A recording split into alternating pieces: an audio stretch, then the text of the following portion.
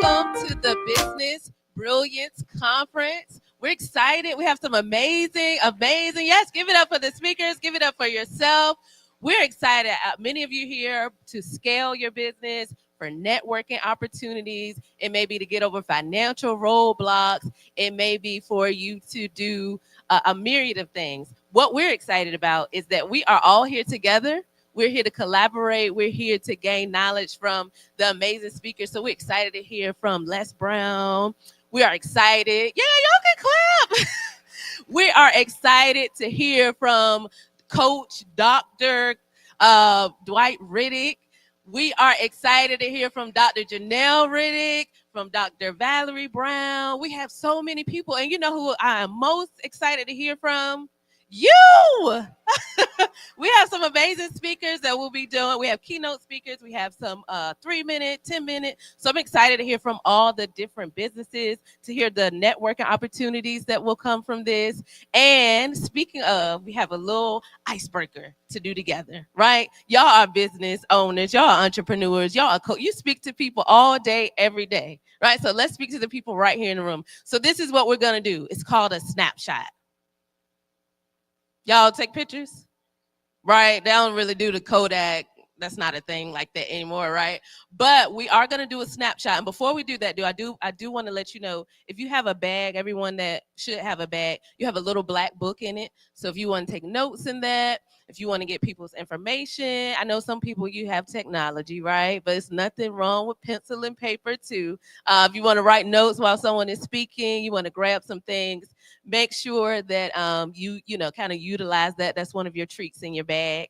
Now let's get back to the snapshot. So this is what the snapshot is going to be. You are going to find someone that's not at your table. And you're going to explain your business or what you do to them in one word. One word. If you could describe your business, what you do in one word, what would it be? So you're going to give them the one word, and then you're going to pause. And then you're going to explain to them what it is that you do. Everybody got that? So one word. And then you can explain to them what you do. And we're going to give each of you 2 minutes. So one partner has 2 minutes. The other partner has 2 minutes. Everybody good with that? All right, so let's take some snapshots. Find your partner and let's take some snapshots. Not at your table.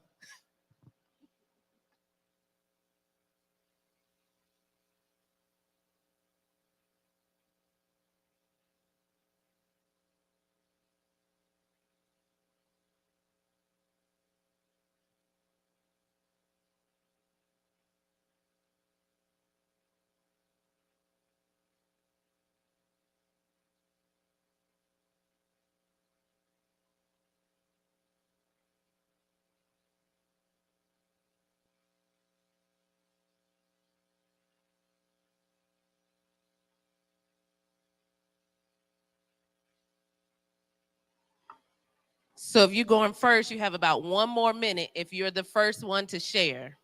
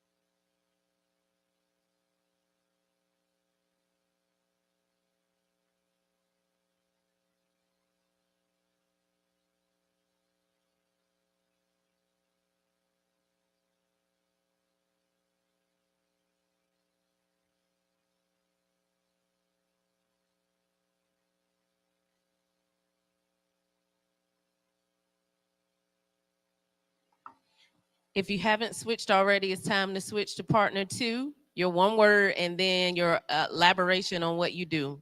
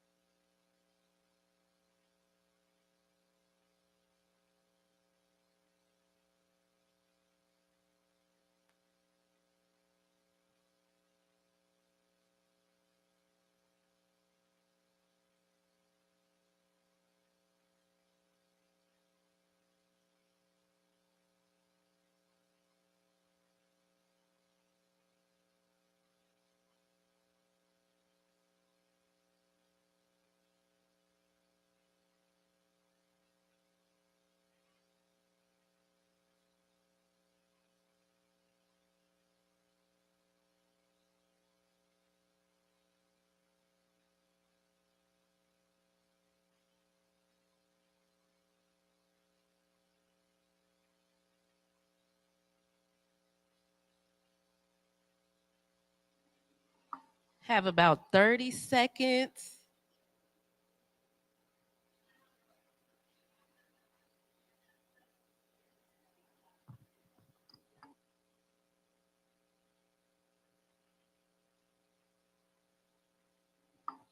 I know y'all having a good time talking, but that is our time. You'll have time to talk during lunch. You'll have time to talk in between sessions again. I know this was good. So as you're headed back to your seats, what are some of the words that you heard? Identity, change, service. Anybody else have, what other words did you hear? I'm so, ooh, hope. I'm sorry. Refine, refining, hope, opportunity. Oh, these are some good words. Y'all did some great networking. Storytelling. She said that's hyphenated, so it still counts as one word. These are some great words. I saw a lot of smiles, a lot of networking. I saw some people exchanging numbers, and that's why we are here. Grow our network, scale our businesses, get some tips, learn from each other, because while other places may say that you're in competition, we really help each other by sharing, having conversations, coming together in moments like this. We really help grow one another. And that's the exciting part. We don't have to, take each other's clients or anything like that. We can help each other grow our networks. So I'm excited for that. And you know what? The next thing I'm excited about, we have an amazing speaker about to come to the stage. You may or may not know him, and I'm saying that very sarcastically.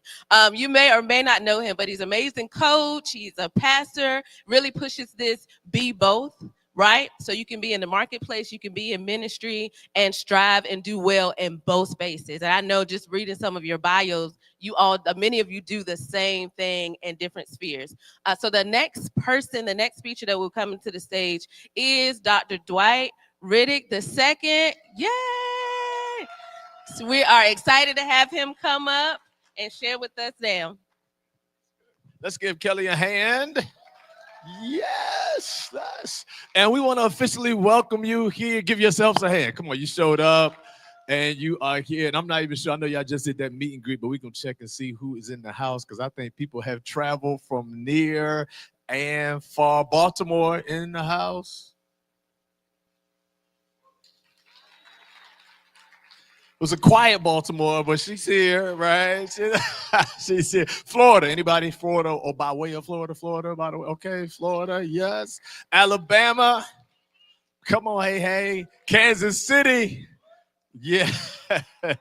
Texas in the room. Yeah, we got one in the back. I'm looking around. DMV.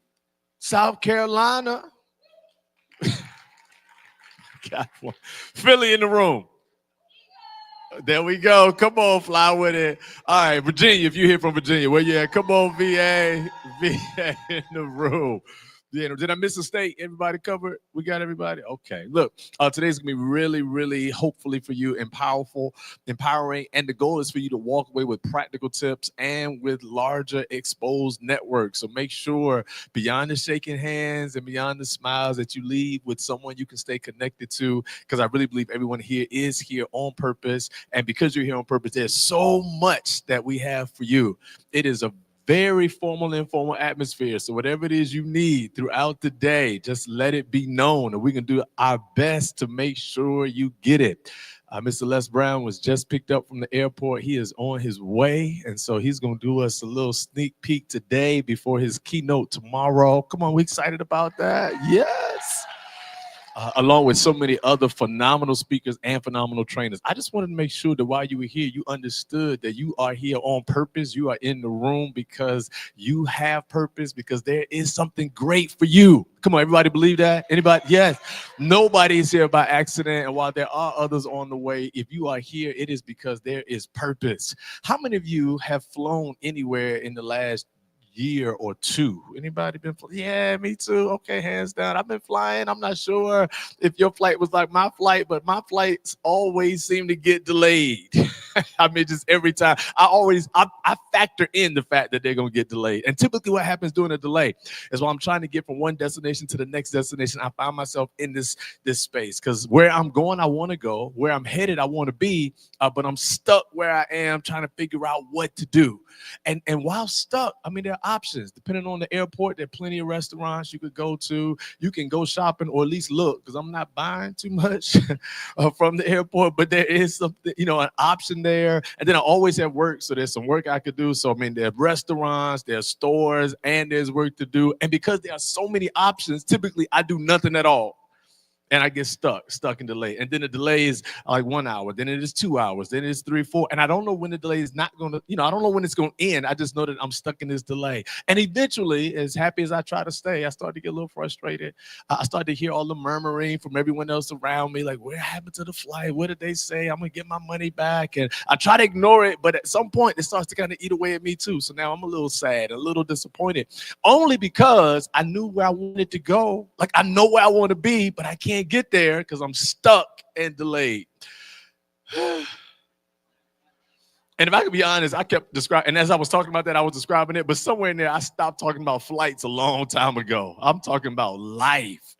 Life can be that way. Life can be such where you know where you want to go. You know what you're trying to do. You know where your business is trying to go. You know your relationship is trying to go. But like a flight delay, you can find yourself stuck in the same space over and over again, trying to figure out what to do. And it's not that you don't have options. You have options, right? You could go to the store. You could go to the restaurant. You could do the work. But sometimes it's the too many options that keep you stuck. Anyone ever been there where if there was just one clear route, you would get there? But because there's too many routes and too many coaches and too many voices and too many options, you find yourself stuck. I've been there. I've been stuck in airports, but I've also been stuck in life. Many different situations. I went to school to play ball, which was interesting. So I went on a scholarship. Coach got fired. When the coach got fired, somehow the recruiting got messed up. And so everyone, Lefty Drizel was his name. Everyone that was supposed to go with Lefty had to go to Georgia State, but I really wanted to play at JMU, right? So I want to play at James Madison. He's taking all of his recruits to Georgia State. The new coach is coming in, and he's saying, I got my own squad. I'm like, cool, I'll try out, because I made the team the first time. Clearly, I get buckets enough to make it the second time. So I get on the court, do my thing, do the crossover dunk with the left hand. I'm right-handed. I think I'm on the squad. Cut from the team. I know. Y'all said that, but I'm still feeling it, right? Cut from the team. I mean, it's embarrassing. I'm frustrated, but I still want to go to JMU, so I'm going to hang in there. So I stay in JMU. It's a 4-year college. I'm in there 5 years. I'm in there 6 years. Okay, year 8. I'm like, this is ridiculous. Trying to figure this out, because high school was good. Like, I was doing all right in high school. Things were good. Class president, prom king, team captain. Like, it was good. But college is different. I'm cut from the team. Delayed. Haven't graduated yet. Delayed. There was this cutie there I thought I was supposed to be with. Couldn't get her either. Delayed. Like it was just like delay after delay after delay until eventually the frustration turned into like bitterness, and the bitterness turned into some form of depression, and then the depression turned into sadness. And at some point, I really just kind of lost who I was. And then you do crazy when you don't know when you don't know who you are. You do things you're not supposed to do. And so I hit this bottom all because I was stuck, no potential, didn't know what was going to be next. And one day, this alarm went off. This alarm went off literally. And when the alarm went off, I really kind of woke up and said, you know what? Where I am, I do not have to be always.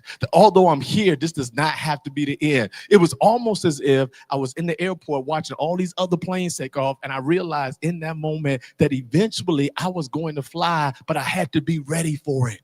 And I'm not sure how many of you are listening to this right now thinking to yourself, I know exactly what it's like to be stuck.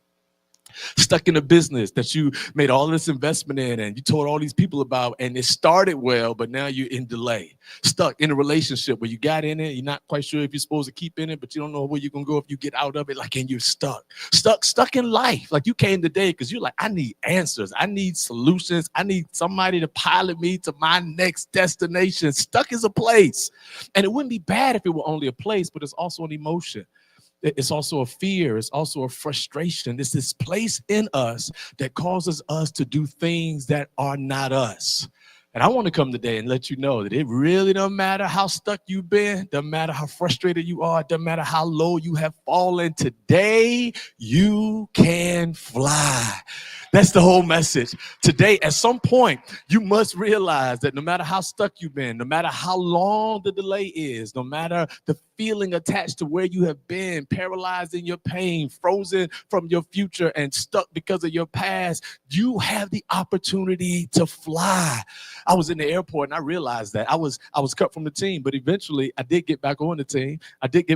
Matter of fact, I hit 35 against West Virginia. Those are buckets all day long. We won't talk about the fact we were being blown out by 40, so I got in. I'm just saying that was a good game, right? I did make the team, and I did graduate. Not the 8th year, but the 9th year, I graduated, earned the bachelor's degree, then the master's degree, then the doctorate degree, and certificates after that. You know why? Because being stuck does not have to be permanent. You can fly. And that boo that I thought I was supposed to be with, boo-hoo, I got a better boo, and it's good. She's back there in the back right now. Here's all I'm trying to tell you. I am here to tell you that you will not be delayed always. You will fly.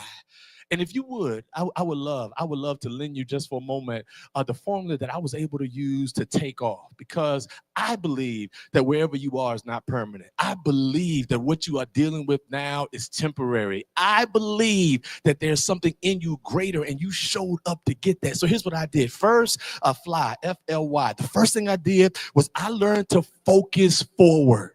That I stopped looking behind me. I stopped worrying about what had already been. I decided that what was in my past was in my past. You cannot unscramble those eggs. They are done. But what you can do is make a meal with what you have. And so literally what I decided to do was see myself where I was headed instead of looking at where I already was. Literally what I did was I borrowed some money from my uncle, and I purchased a diploma frame. And with the diploma frame, I put an alumni t-shirt in the diploma frame and hung it up. So every morning I woke up, I hadn't graduated yet, but I was looking at the diploma frame. I didn't get the degree yet, but I saw the alumni t-shirt I was going to wear. Every single day, I saw myself not where I was, but where I was headed. I had sticky notes way before Mary Jane had sticky notes. I had sticky notes everywhere that were writing what I would be and where I would go and what I would become. Because what I realized is I'd already come through my past. The only way I could move now was forward. And I'm not sure how your past has grabbed hold of you. I'm not sure how much pain you have that has paralyzed you in your present. But what I do know is that your future is so much brighter, that we are all still becoming, that what you are dealing with now is not greater than who you are. Dr. Martin Luther King says it this way. He says the ultimate measure of a man is not where he stands in moments of comfort and convenience, but where he stands during times of challenge and controversy. That's just a way to say that what you're dealing with now is really developing and building you for who you will become. I'm not sure if you read it, but Michelle Obama has a great book on becoming. And if you don't read hers, just write your own. Write down through your actions what you will become. And if you write down what you will become, you inevitably will act it out. So I focused forward. Second thing I decided to do, I decided that I would learn instead of losing. Now, if I look back over my life, the one thing I realized is that I had lost a whole lot. Not only had I lost things, but I was losing based on the stats that I started with. But I hooked up with John Maxwell in the coaching program, and he writes this book, and it says, sometimes you win, sometimes you learn, not lose. And so I look back over every experience I had, and I tried to figure out what lesson did I learn? What benefit did it provide me? What people did I connect with? What was I being led to do, not what was I being limited from? And if you're not careful, you will live your whole life only talking about what you didn't do, who didn't show up, who didn't let you go, what door was closed, and what did not happen. But what I'm telling you is there are so many lessons in every moment that you were lowered, because being lowered only gives you opportunity to look up again. You can fly. So I learned, not to mention that I had to learn more to graduate from class. Listen, there was this one class I took 4 times for real. I still don't think I passed it. I think my teacher by the 4th time was just like, let me just go ahead and let you through. But what I learned in that is that sometimes life is not always about your own merit. It's not about your own skill. It's not about your own gifting. Sometimes it's about just doing the right thing, and then people will open up the right doors.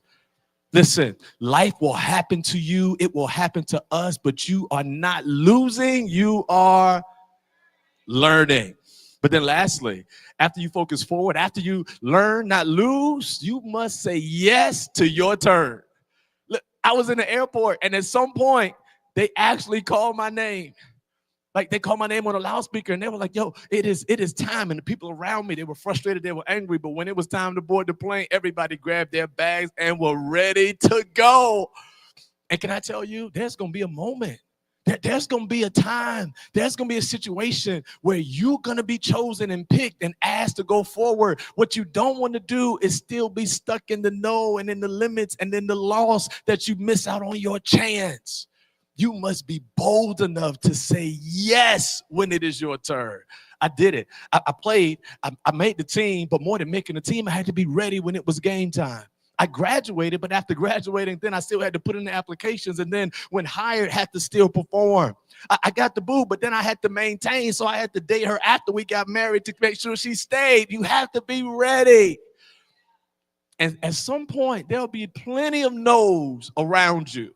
There'll be plenty of no's to your business deals. There'll be plenty of rejections from clients. There'll be plenty of people who tell you what you can't do and where you can't go, but you have to have a yes. I mean, could you imagine had they called my name after that delay and then the plane took off and I still been sitting there? It would have been crazy. No, I decided that when it was my turn, I would say yes. And as a result of focusing forward, as a result of learning, not losing, as a result of saying yes when it was my turn, I was able to fly. And today I want to submit to you the same thing, that no matter what you've been stuck in, no matter how long you've been stuck there, it is your turn to fly. You do not have to stay low. You do not have to stay stuck. Whatever your profit margins have been, they don't have to be that forever. You can make the 6 figures. You can hit the 7 figures. Today we're going to talk about how to do them both, because you're sitting around people who've already achieved them all. Today is your opportunity to fly. And I wonder, is there anybody here who's ever been in a place and you're listening right now, you say, you know what, I hadn't quite thought about it like that. I hadn't pictured it that way, but now that you mentioned it, I'm ready to fly too. If you're ready to fly, just look at the person beside you and say, I'm ready to fly. I'm ready to fly. Okay, it was 2 of you right there I saw. 2 of you were still a little hesitant. I saw it in you. So let me tell you what happened. I actually took off, and once we took off, true story, we took off flying beyond the delay. Because I know what you're thinking. You're thinking, yeah, I've flown before, but I was grounded when I hit the other side. A couple things. One, whenever you take off, you always land in a different place than where you started. That's a good flight.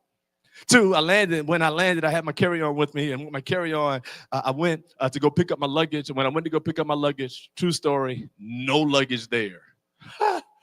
I had just gotten over the delay, and now they had lost the luggage. After they lost the luggage, I had to go through those emotions, right? Stay calm for the most part. And I'm trying to figure out, because, the big luggage is where you keep all of the things you really want, all of the extras, all of the great things. But I had to carry on. And right when I started to complain loudly about losing the big luggage, my carry-on was like, but I'm still here. I'm like, yeah, right. But I need the big luggage. And the carry-on is like, I'm here. So I'm like, what do you mean? And the carry-on explained to me that I had packed all of my essentials in the carry-on. I mean, there were some luxuries that were in the bag, extra shoes in the bag, some more clothes in the bag, but in the carry-on were all of my essentials, all of the basic things that I could move with. And I want to tell you the same thing. You may not have all of the things you want. You may not get all the things you think you need. You might not have all the people that you think are going to be there for you. But as long as you have the carry-on with your essentials, then you have what you need to take off and fly. So here's what I decided. I decided, even though I didn't have the luggage, I didn't have the luxuries, I didn't have the big things, that I was going to use my carry-on. I was going to use my carry-on to go on. I was going to use my carry-on to press on. I was going to use my carry-on to look on. I was going to use my carry-on to carry on. And I submit the same thing to you, that you can fly. This is your opportunity today. I'm not sure what you walked away from. I'm not sure what you arrived from, but today is your day to focus forward. Today is your day to decide you're going to learn and not lose. Today is your day to say yes to your turn. And if you're willing to do that, I just need maybe a few people to just decide today that you're going to fly. Can I get 5 people to say, I'm going to fly? Come on, I'm going to fly.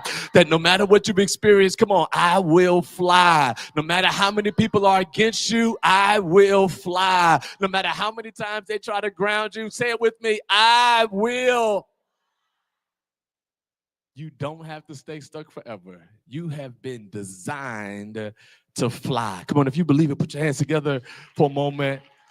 Yes, we are excited about your takeoff today. So I am your captain speaking.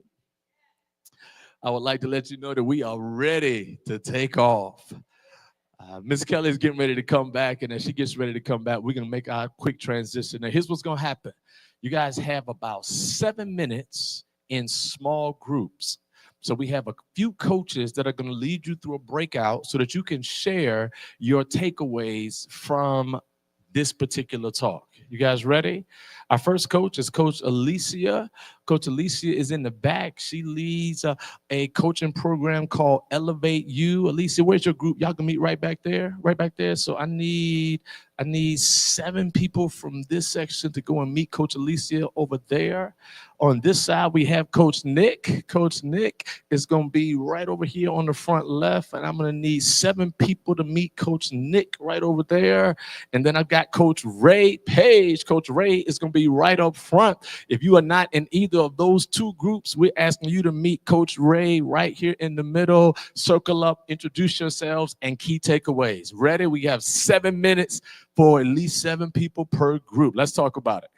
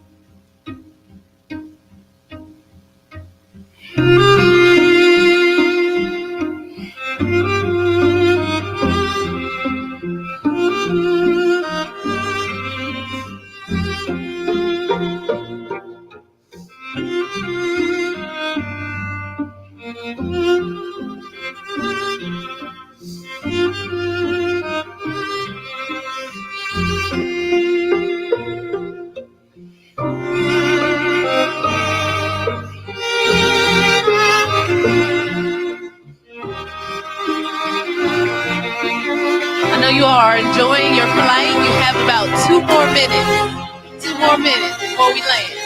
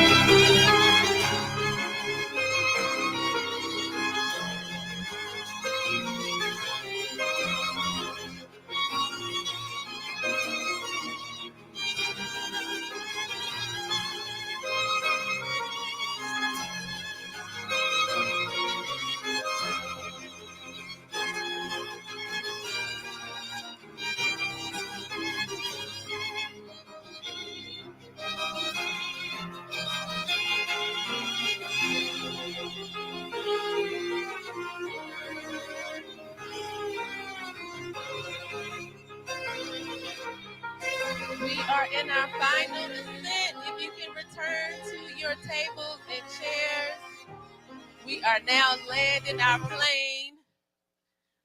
So excited to share those takeaways.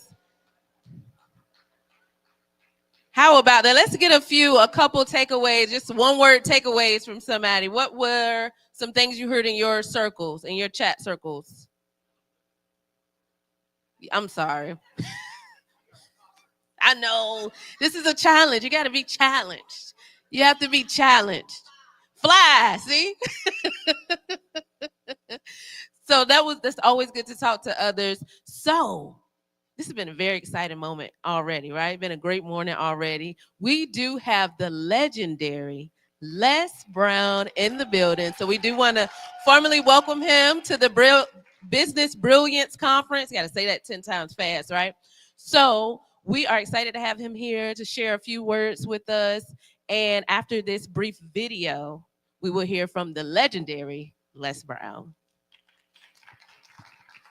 World-renowned speaker, entrepreneur, and best-selling author, Les Brown rose from humble beginnings to become a leading broadcast and platform personality, recipient of an Emmy, and dubbed one of the world's top 5 speakers by Toastmasters International. His captivating delivery, incorporating humor, insights, and proven techniques, teaches, inspires, and challenges its viewers to ultimate levels of achievement. I know something about you, even not knowing you, that you've got greatness within you. You have the ability to do things that you can't even begin to imagine. You have talents and skills in you that you haven't even begun to reach for yet. The ideal situation for a man or woman to die is to have family members praying with them as they cross over. He said, but imagine, if you will, being on your deathbed and standing around your bed, the ghost of the ideas, the dreams, the abilities, the talents given to you by life, and that you, for whatever reason, you never acted on those ideas. You never pursued that dream. You never used those talents. We never saw your leadership. You never used your voice. You never wrote that book. And there they are standing around your bed, looking at you with large, angry eyes, saying, we came to you, and only you could have given us life. And now we must die with you forever. The question is, if you died today, what ideas, what dreams, what abilities, what talents, what gifts will die with you? Maybe that's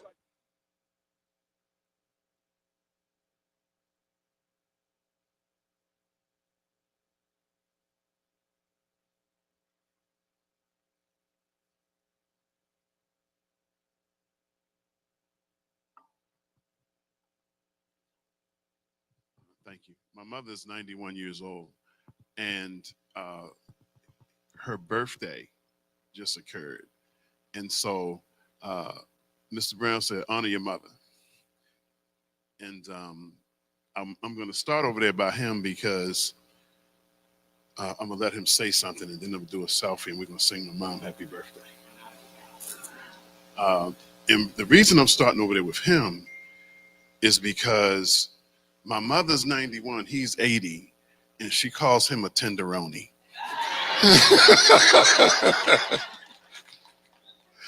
So I won't take long because I know we're going to get to what we're going to get to, but hey, Ma, how you doing?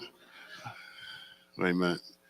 You got to be smarter than the phone. Hey, Mama, how you doing? I'm here at the Business Brilliance Conference, and I'm here with your man. I want him to say something to you. I want Mr. Brown to say something to you. Hello, this is Tenderoni. I want you to know you've got something special. You've got greatness in you. We love you, and you got 91 years behind you and all of God before you. That's my story, and I'm sticking to it. And Mom, now we have some friends with us, and we're going to sing you happy 91st birthday. Just happy birthday to you. Happy birthday to you. Happy birthday to my mama. Happy birthday to you. Love you, mommy. Now, how about a great big hand for the best that's ever done it, Mamie Brown's baby boy.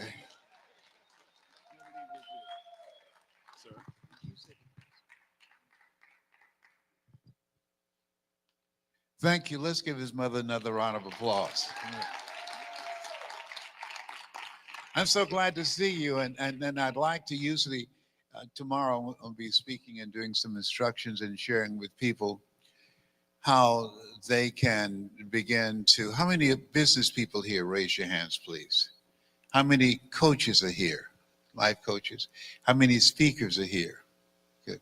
How many of you like to learn how, and I want you to observe this, Mark, how many of you like to learn how to make your first million? Raise your hands, please. See, boy, hands went up, all right? He was trying to suggest to me that I do something else coming up here. I said, never, and I want you to write this down. This is good in business, coaching, speaking. Never let what you want to say get in the way of your potential client want to hear. Never let what you want to say get in the way of what your potential client want to hear.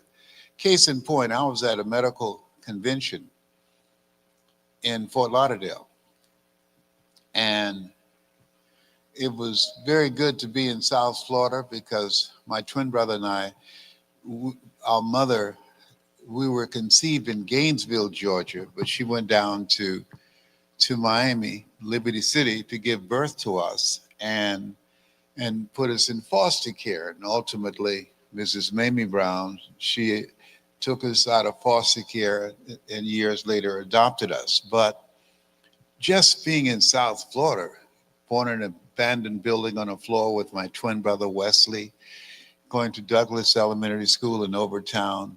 Fifth grade, I was identified as EMR, labeled educable, mentally retarded, and put back from the fifth grade into the fourth grade and failed again in the eighth grade at Booker T. Washington High School. And while there, I was reflecting on my life. And just February the 17th, I turned 80, and I'm 80-ish. Hello. I used to think people in their 40s were old. Now that I'm 80-ish, I feel I served at the Lord's Supper, but I got some good tips, okay? Yeah. But I want you to write this down. I have a superpower. I have a superpower.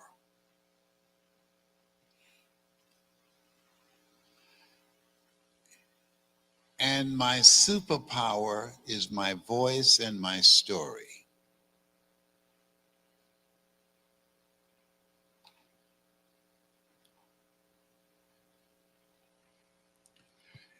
There are a lot of people that lives have been disrupted. A lot of chaos, a lot of noise going on. Thousands of federal employees losing their jobs, 10,000 people who work for the health department there have been served notice they're going to lose their jobs. When people get government jobs, they do that with the mindset that you have a certain level of security. How many of you know there's no such thing as job security? Okay. So tomorrow, what I'm going to focus on and go deep on is focusing on your superpower, because I want you to write down, just think about it. Why are you here? Why are you here? On a Friday? A lot of people, thousands of people through the promotion and marketing, they were told about this event and they didn't show up. How many of you know people who should be here? How many of you know if certain comedians were here that you wouldn't be able to get into place, or entertainers? Am I correct? Now, what was that, Kendrick? What's the guy, Mark? I want you to shake on somebody's hand and say, they not like us.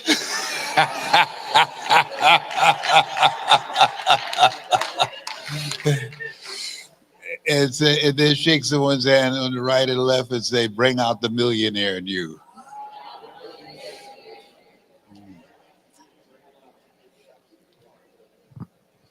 Now, one of the things I have learned at this stage of my life, I wish I had paid attention to it earlier.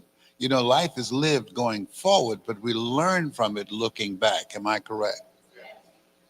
And wherever we move, Mama, Mrs. Mamie Brown, I have this saying, I, I have two mothers and I'm not ashamed. I've got two mothers and I love them just the same. Mamie Brown, she she was a very powerful woman, never had any children herself.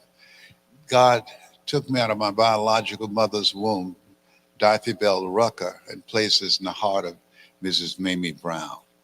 And I always say when I would speak, all that I am and all that I ever hope to be, I owe to my mother. The reason I ask you why you're here, I've been reflecting on my life. You turned 80. You know, everybody don't make 80, you know. Luther and Prince and Michael, everybody don't make 80. No, I'm so glad to be here. You know, it's better to be seen than to be viewed. Oh, behave, okay? But I had a strong reason to go to seminars and workshops, unlike my brothers and sisters to this day. And the reason you're here is because what's in me is also in you. Like attract like.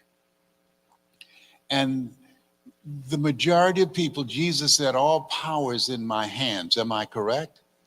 But he said, oh, by the way, the poor will always be among you. I pay more attention to that statement now than ever. How many of you know every time, every morning we wake up, we have a chance and a choice? Life gives us a chance to choose ye this day whom ye shall serve. And the reason that the poor will always be among us, because the poor will choose to consume entertainment.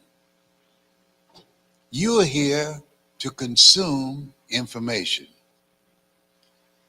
You know in your heart of hearts that you were born to be rich. It took me 3 years to earn my first million. And I'm going to go into depth tomorrow and share with people strategies. And more millionaires are being created now faster than ever before in the history of the world. And when I made mine, we didn't have LinkedIn and Twitter and Facebook, Instagram. We didn't have all those platforms. I've got 1,900,000 people on my Facebook, 236,000 on my LinkedIn.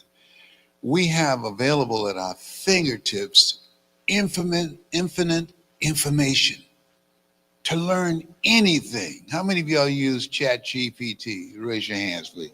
I call her Charlene, honey. I say, talk to me, Charlene, honey. She gave me so much information. I went out to the shopping mall. I was looking for a ring. I said, I'm going to put a ring on it. Let me tell you, up in here. Oh, behave. Yes, my medication went off. Okay, I'm going to be good. I'm going to be good.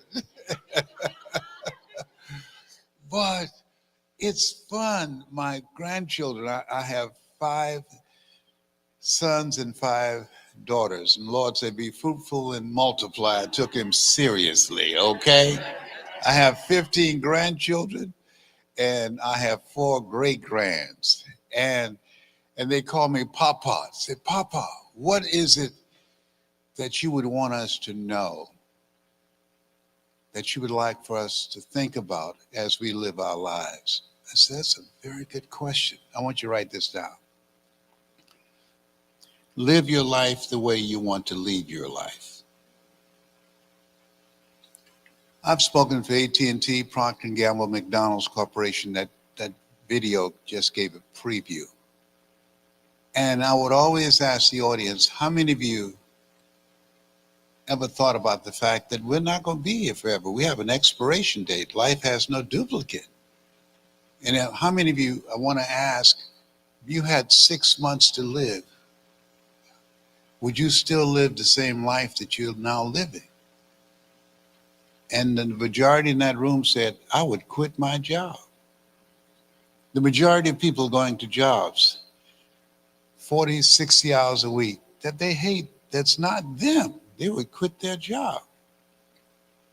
And so, even though we are made in the likeness and image of God and given authority and dominion over everything on the face of the earth, write this down, we will never exercise authority and dominion over our lives until we exercise authority and dominion over what we are not.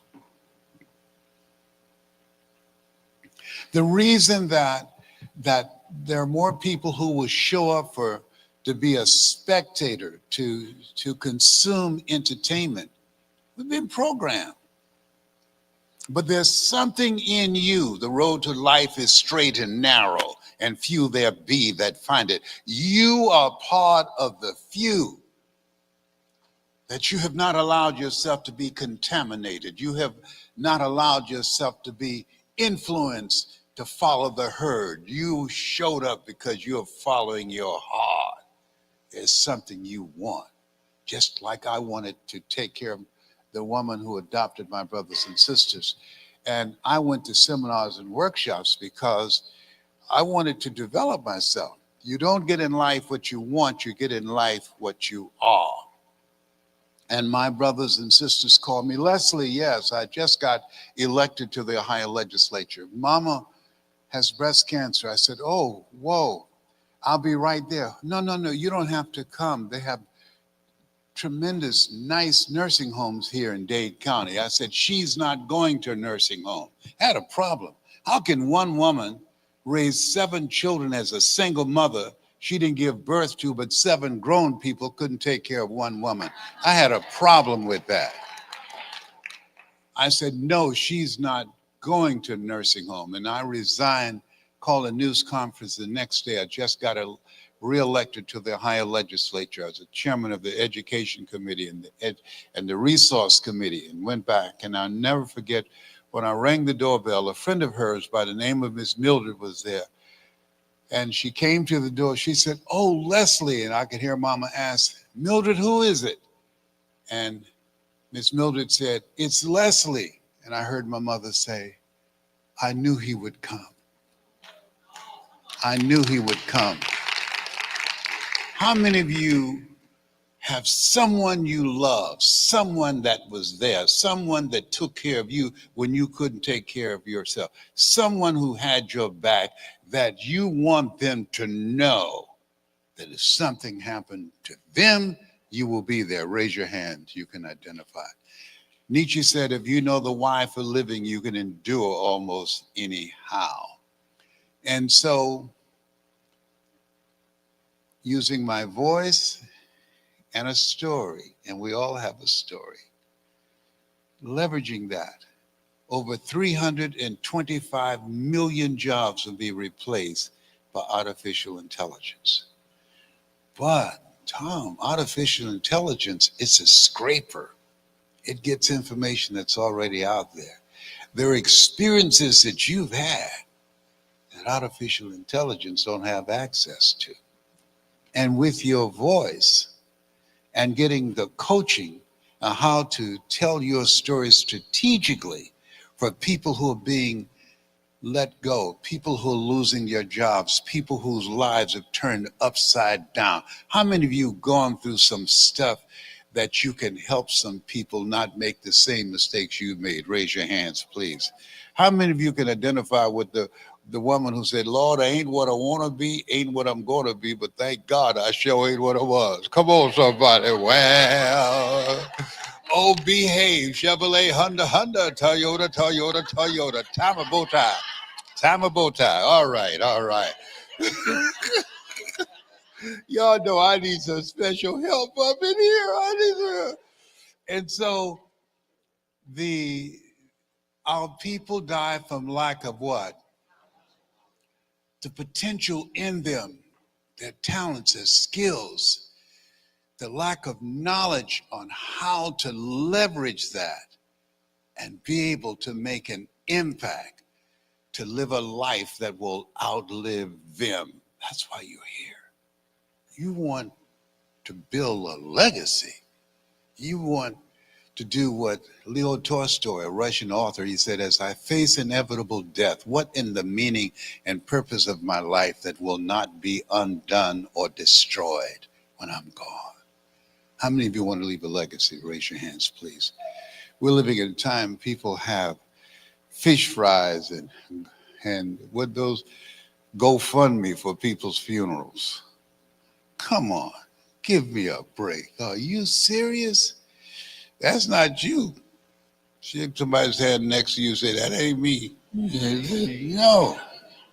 So some of you have some questions. I will just surrender to you right now. Let you ask me some questions so I can speak to where you are, and we will wrap up as soon as possible. I just apologize if we go over. Anybody have any questions, please, that you'd like to ask me? Yes, ma'am. What is your name? Nicole Ellis. Hello, Nicole. Say hello, Nicole. Yes, stand up, Nicole, so we can see you. Yes. So, Nicole, what is your question, please? My question is, how do you overcome self-doubt? It's a choice. Choose ye this day. You can choose to activate your faith, or you can choose to empower the negative programming in your mind. We can't control the thoughts that come in our minds, but we can control the thoughts that we dwell on. So when you focus on, I can't do this, like I did for 14 years. I don't have a college education. I can't compete with people with PhDs and MBAs and years of corporate experience that I didn't have. I did that for 14 years when I was going to all of these various motivational experiences, and there was nobody looking like me. In our community, if you wanted to help people, the first thing people would say, you ought to be a minister. I didn't want to be a minister because I needed prayer, okay? I called myself in the ministry and I called myself out. I had a group in Liberty City. Started out with 5 people in my mother's living room. In less than 3 months, I had over 3,000 people. So I know how to build a ministry. But I said, this is not me. I didn't want to be in a box. I wanted to speak to the world. And so I was at an event. Let us say together, turning point. Turning point. How many have ever had a turning point in your life? You were stuck, but something happened and it took your life in another direction. And this guy was speaking. You can sit down now. Yeah. And he said, there's somebody here that should be up here. He said, this just dropped in my spirit. But you've convinced yourself that you can't do it. You've convinced yourself that you don't have what it takes. And he said, I want you to know you are enough. And then he went on to make a point that he was making at a Bob Proctor seminar. And he stopped again. He said, hey, where are you? This just dropped in my spirit. I'm going to say this and I'm leaving it alone. He said, I'm standing in your dream, whoever you are. And the reason I'm standing up here and you're seated out there, I represent the thoughts you have rejected for yourself. I said, oh my God, I jumped up. I got past the people in front of me. I went outside. At this time, they had telephone booths. Tom, you can make a telephone call for a dime. You know that place where Superman used to go change clothes, all right? I called my mentor, Mike Williams. He wrote a book called The Road to Your Best Stuff. I wrote the foreword to it. He saw this last round before I did. I said, Mike, he said, Brownie, what's going on? I said, I'm not rejecting myself anymore. He said, what do you mean? I said, you told me I could speak. You told me that I have a personality and that I have a funny laugh and that I have a knack for helping people. I'm not rejecting myself anymore. My mama needs me. I don't have a college education, and I want to be able to be there for her. I want to speak. Will you help me? Write this down. Ask for help, not because you're weak, but because you want to remain strong. Ask for help, not because you're weak, but because you want to remain strong. And ask for help, and don't stop until you get it. See, sometimes we need someone in our lives who believe in us until our belief kicks in. Mike always saw me speaking. He always saw this Les Brown. I didn't see him. At that time, I was locked in. I was LB Triple P, Les Brown, your platter playing papa. There were none before me, and there will be none after me. Therefore, that makes me the one and only, young and single and love to mingle, certified, bona fide, duly qualified to bring you satisfaction, a whole lot of action. Look out, baby, I'm your love man. Come on. Y'all need some special prayer. I'm going to tell the pastor on y'all, all right? And so he came. And from that time to this time, generated over $165 million with a voice and a story. And so the only reason you're in here, in your heart of hearts, you said, if he can do it, I can do it. I've got a reason for my life too. I've got something that I want to do with my life. There's something in you that says, I want to live a life of purpose and meaning and be more impactful in how I'm showing up. How many of you feel that way? Raise your hand. I know I'm talking to the right people. Okay, and so what you do is what you just did. You stood up, you asked a question. You have to stand up to the negative thoughts in your mind and say, shut up, I got this. I was on a diet, and I drove by Dunkin' Donuts, and that light started blinking. And the demons jumped in my car and pulled into the parking lot. I said, no. I rolled the windows up. I said, I'm not getting out. Liar, liar, pants on fire. But just this once. Oh, man. We have to challenge ourselves. That's what Paul said, things I should do, I don't do. And the things I shouldn't do, I do. How many have been there? Raise your hands. Yes. Next question, please. Yes. Yes, my name is Gary Moore. How you doing, Gary? Say hello, Gary. Hello, Gary. What's the young lady's name over here? Nicole, that's right. When you repeat the name and look at the face, you remember. Yes, Gary. Mr. Brown, I have decided for myself, yes, I got that wake-up moment to change my life and to do something different, something I've done for the past 30 years. I was empowering young people and empowering older people, and I just dedicated my life to helping them to seek their success.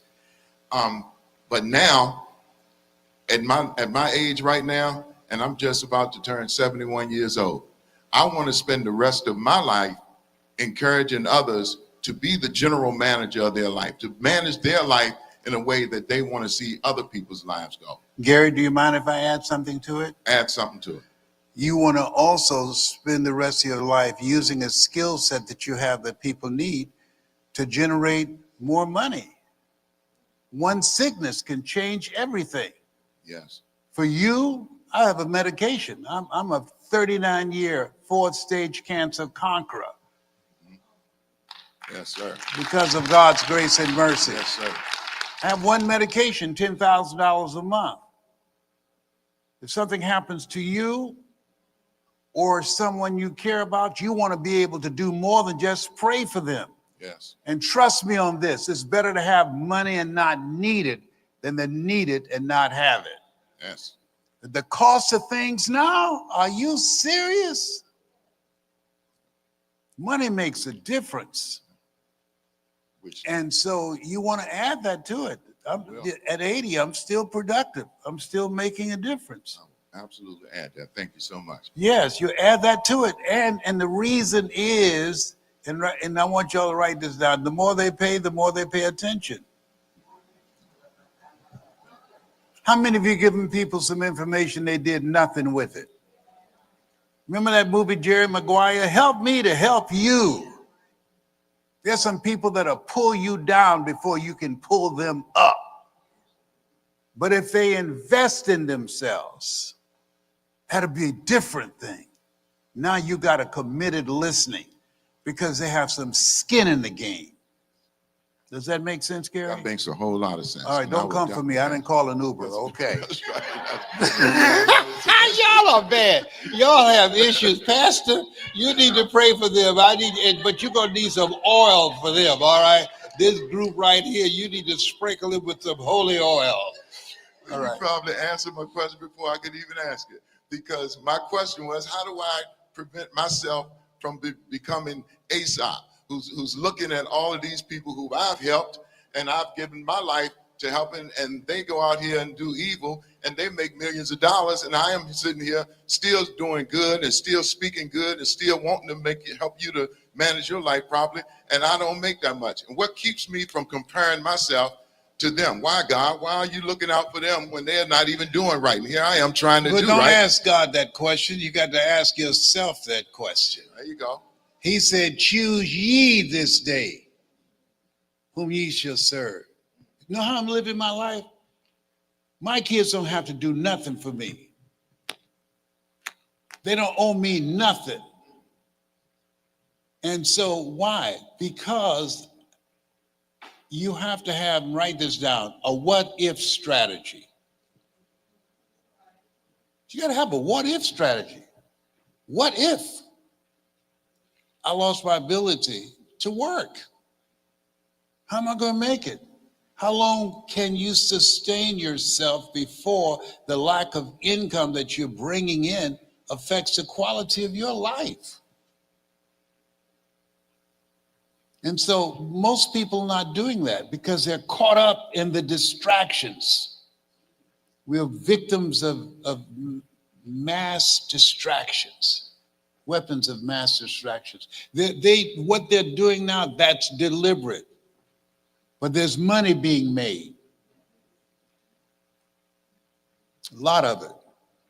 And so what you're doing right now, you're part of a progressive ministry that's bringing people together. There are three things that's necessary right now. Write this down. Number one, mindset. Having the mental strength and toughness to handle what's going on. Robert Schuller said, tough times never last, but tough people too. Next is a skill set. You're one skill set from another life. Your ability to express yourself, to sell an idea, to present to investors, to come up with a strategy and a game plan that will provide a service for people. The greatest among you will be your servant. And the next thing is, and what you're doing right now, being in a community of collaborative, achievement-driven, supportive relationships. Write this down, reference group. Harvard University did a 78-year study to find out what was it that the 1%ers were doing, what is it that they had in common that other people weren't doing. And what they found is their reference group, the people that they interacted with, people that they work with, being in a community of people that challenged them, that pushed them, that held them to a higher standard, a higher sense of responsibility, people that brought the best out of them, people that pushed them and helped them to give birth to that greatness that they had within them that they weren't using yet. How many of you know that you can make a difference in somebody's life? Raise your hands. How many have had somebody make a difference in your life? Raise your hands. Okay. So how many, since I've been talking, you feel something in yourself? Raise your hands. I know it. Yeah, because what's in me is in you. That's why Jesus said the disciples, when they were tripping about the miracles he performed, he said, these things ye shall do, and greater things shall ye do. Shake someone's hand on your right and left and say, I'm going to do the greater work. Do that right now. So tomorrow, We're going to go deep tomorrow. How many of you want to go deep? Raise your hands. One will go deep. Yes, indeed. And we're going to go deep. Give me one more question, and then yes, ma'am. Let me share. What's your name? Okay, but what is your name? I can repeat it. Say it again. Rebecca? Yeah. Rebecca? Yeah. Rebecca or Rebecca. Rebecca? Yeah. But it's Rebecca like the Rebecca, I want you to know, even Stevie Wonder can see you fine, honey. Yeah, all right. Thank you. Don't take me back to my pre-saved years, okay? Y'all got issues here. Y'all need some special help. Yes, Rebecca. Yes. All right. So my question is, I'm just amazed about what I took out of your speaking is the different identity that you have. How do you celebrate and challenge the different identity growing up or where you are? For example, I connect with you when you say that you were in a foster care system. I came in 2000 with the program called Lost Boys of Sudan. People did know that there were 89 girls that came, but because we were young, we were put in a foster care system and mostly in a white family. So I was resettled in Holland, Michigan, or Lake Michigan, affluent community. And I just remember the first day that I went out, I asked, I'm like, where are the black people? Because when I was in a refugee camp, I see you on TV, New York and what, and then now I'm in Holland, Michigan, where I didn't see any black person. Give me the But first three letters in your name. the first three, Three in your name. Yeah, how do you spell your name? R-E-B-E-E-B. R-E-B. Yes. Okay, very good. Thank you. I'm going to answer your question. All right. So that's my question, the identity. All right, I'm going to share it with you, okay? All right, You may be seated. all right, thank you. Ladies and gentlemen, how many of you realize that there are things that we go through in life at the time they happen? Sometimes we ask, why did this happen to me? How many of you have had that experience? My name is Rebecca, and I've come to know that things don't happen always to us. Sometimes things happen for us. I want you to write this down. Rethink your life. When I came here, a country that I'd never been to, a new culture, new people, and I had to become acclimated and learn the rules of how to operate in this place that was opposite of where I came from. It was not easy, but there was something in me that said, Rebecca, you can do this. I had to talk to myself. Any of you talk to yourselves? Yes. To rethink my life, as opposed to thinking that I was shipped away or given away, I began to realize I was chosen with love. I was chosen to do this work. And now I'm talking to people, those who've experienced what I've experienced in a culture where people from foreign countries have been demonized. Now I'm helping people to rise to the occasion to know that your life matters. Through the support of my family members and friends and my church community, it helped me to connect with myself. Write this down. Enroll other people. Not only did I had to rethink my life, but I had to enroll other people. I had to have a supportive network of people who knew things that I did not know, people who were behind doors that I wanted to get into, people that could share with me some insight, to be a support team, to help me to create momentum and building momentum and starting a new life, starting all over again. How many have ever had to start all over again? Now, the reason I ask this question, two things. Say a double whammy. I got you to agree with me, and I got you physically involved in the presentation, because you start thinking about when you had to start over again, okay? And so, and here I stand before you. And not only must we continuously rethink our lives, that's why Paul said, I must die daily. In order for a man to gain his life, he must lose his life and enroll others. But you must believe in yourself. That's very important. It's the foundation. Man's belief in God is measured and fueled by his belief in himself. And I had to say to myself, Rebecca, you got this, boo. You doing this, baby, up in here, up in here. Oh, if they can see you now.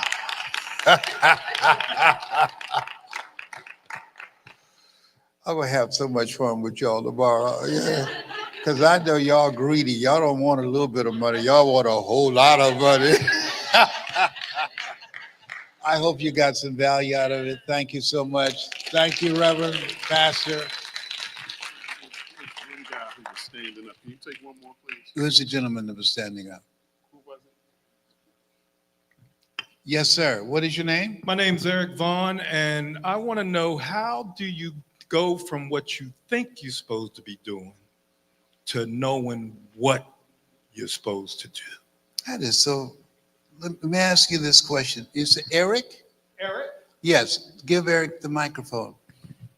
Eric, what do you do now? Right now, I work for the government. Yes. So, Eric, A shaky government. that's okay. But I want you to go in your heart. If there was something that you would love to do, that you love it so much you do it for nothing, but because it's you, you do it so well that people will pay you to do it. What is it that you love to do? Help young people. That's it. Where your heart is, there your treasure is also. The suicide rate of young people has increased dramatically. The school system that we have in this country is obsolete. It's preparing young people for jobs that no longer exist. And so in this era of accelerated change, overwhelming complexity, and tremendous competition, everybody write this down, expand your vision. We have to begin to expand our vision beyond where we are and what we've been indoctrinated to do. We have to begin to live out of our imagination. Einstein said the imagination is more important than knowledge. Scripture says, I'll give you all your eyes can see. Eric, R is next in your name, am I right? Yep. Yes. Reinvent yourself. You're in this place where Einstein said, the thinking that has brought me this far has created some problems that this thinking can't solve. And so my goal and dream is teach young people how to stand up inside of themselves, not to be vulnerable to being bullied, teaching them that they are molding now that which they will be in the future. If we can have little league football teams and basketball teams, and we're celebrating 50 years of rap that perpetuates what I call a virus of HIV, hood-infected virus, AIDS, addiction to incarceration, and death syndrome, then we can cultivate in young people to become surgeons and engineers and how to begin to use technology to advance their future. And that's the stand that I'm taking with my life. You can do this, and there are people that will pay you to do it, and you come tomorrow, I'm going to introduce you to a young lady, hopefully she can come, that write grants to help you get funding for it. There's never a shortage of money, it's just shortage of thinking and contacts. Does that make sense? Y'all can clap better than that. Come on out of here.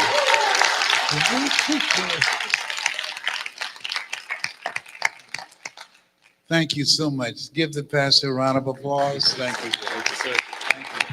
Come on, let's give Les. Come on, let's give Les. Come on, y'all can do better than that.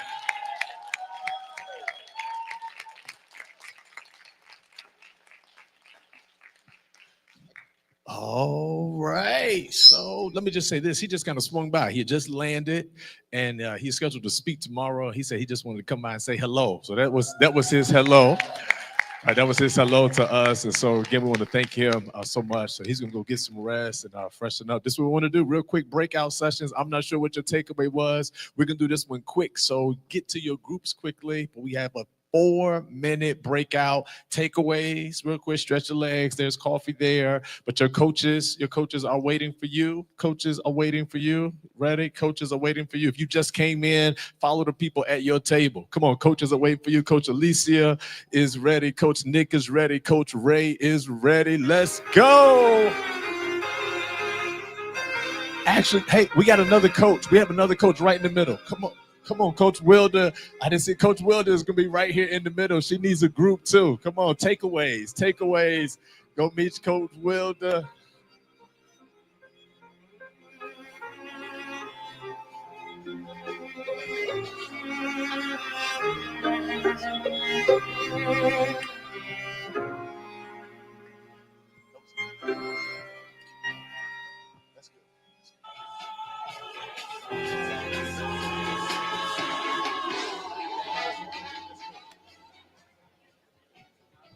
Coach Alicia, send 3 people you have from your group to Coach Wilder's group real quick. Let me just get 3. Let me get 3 over there. Let me get 3. Come on, Tim. Yeah. There we go.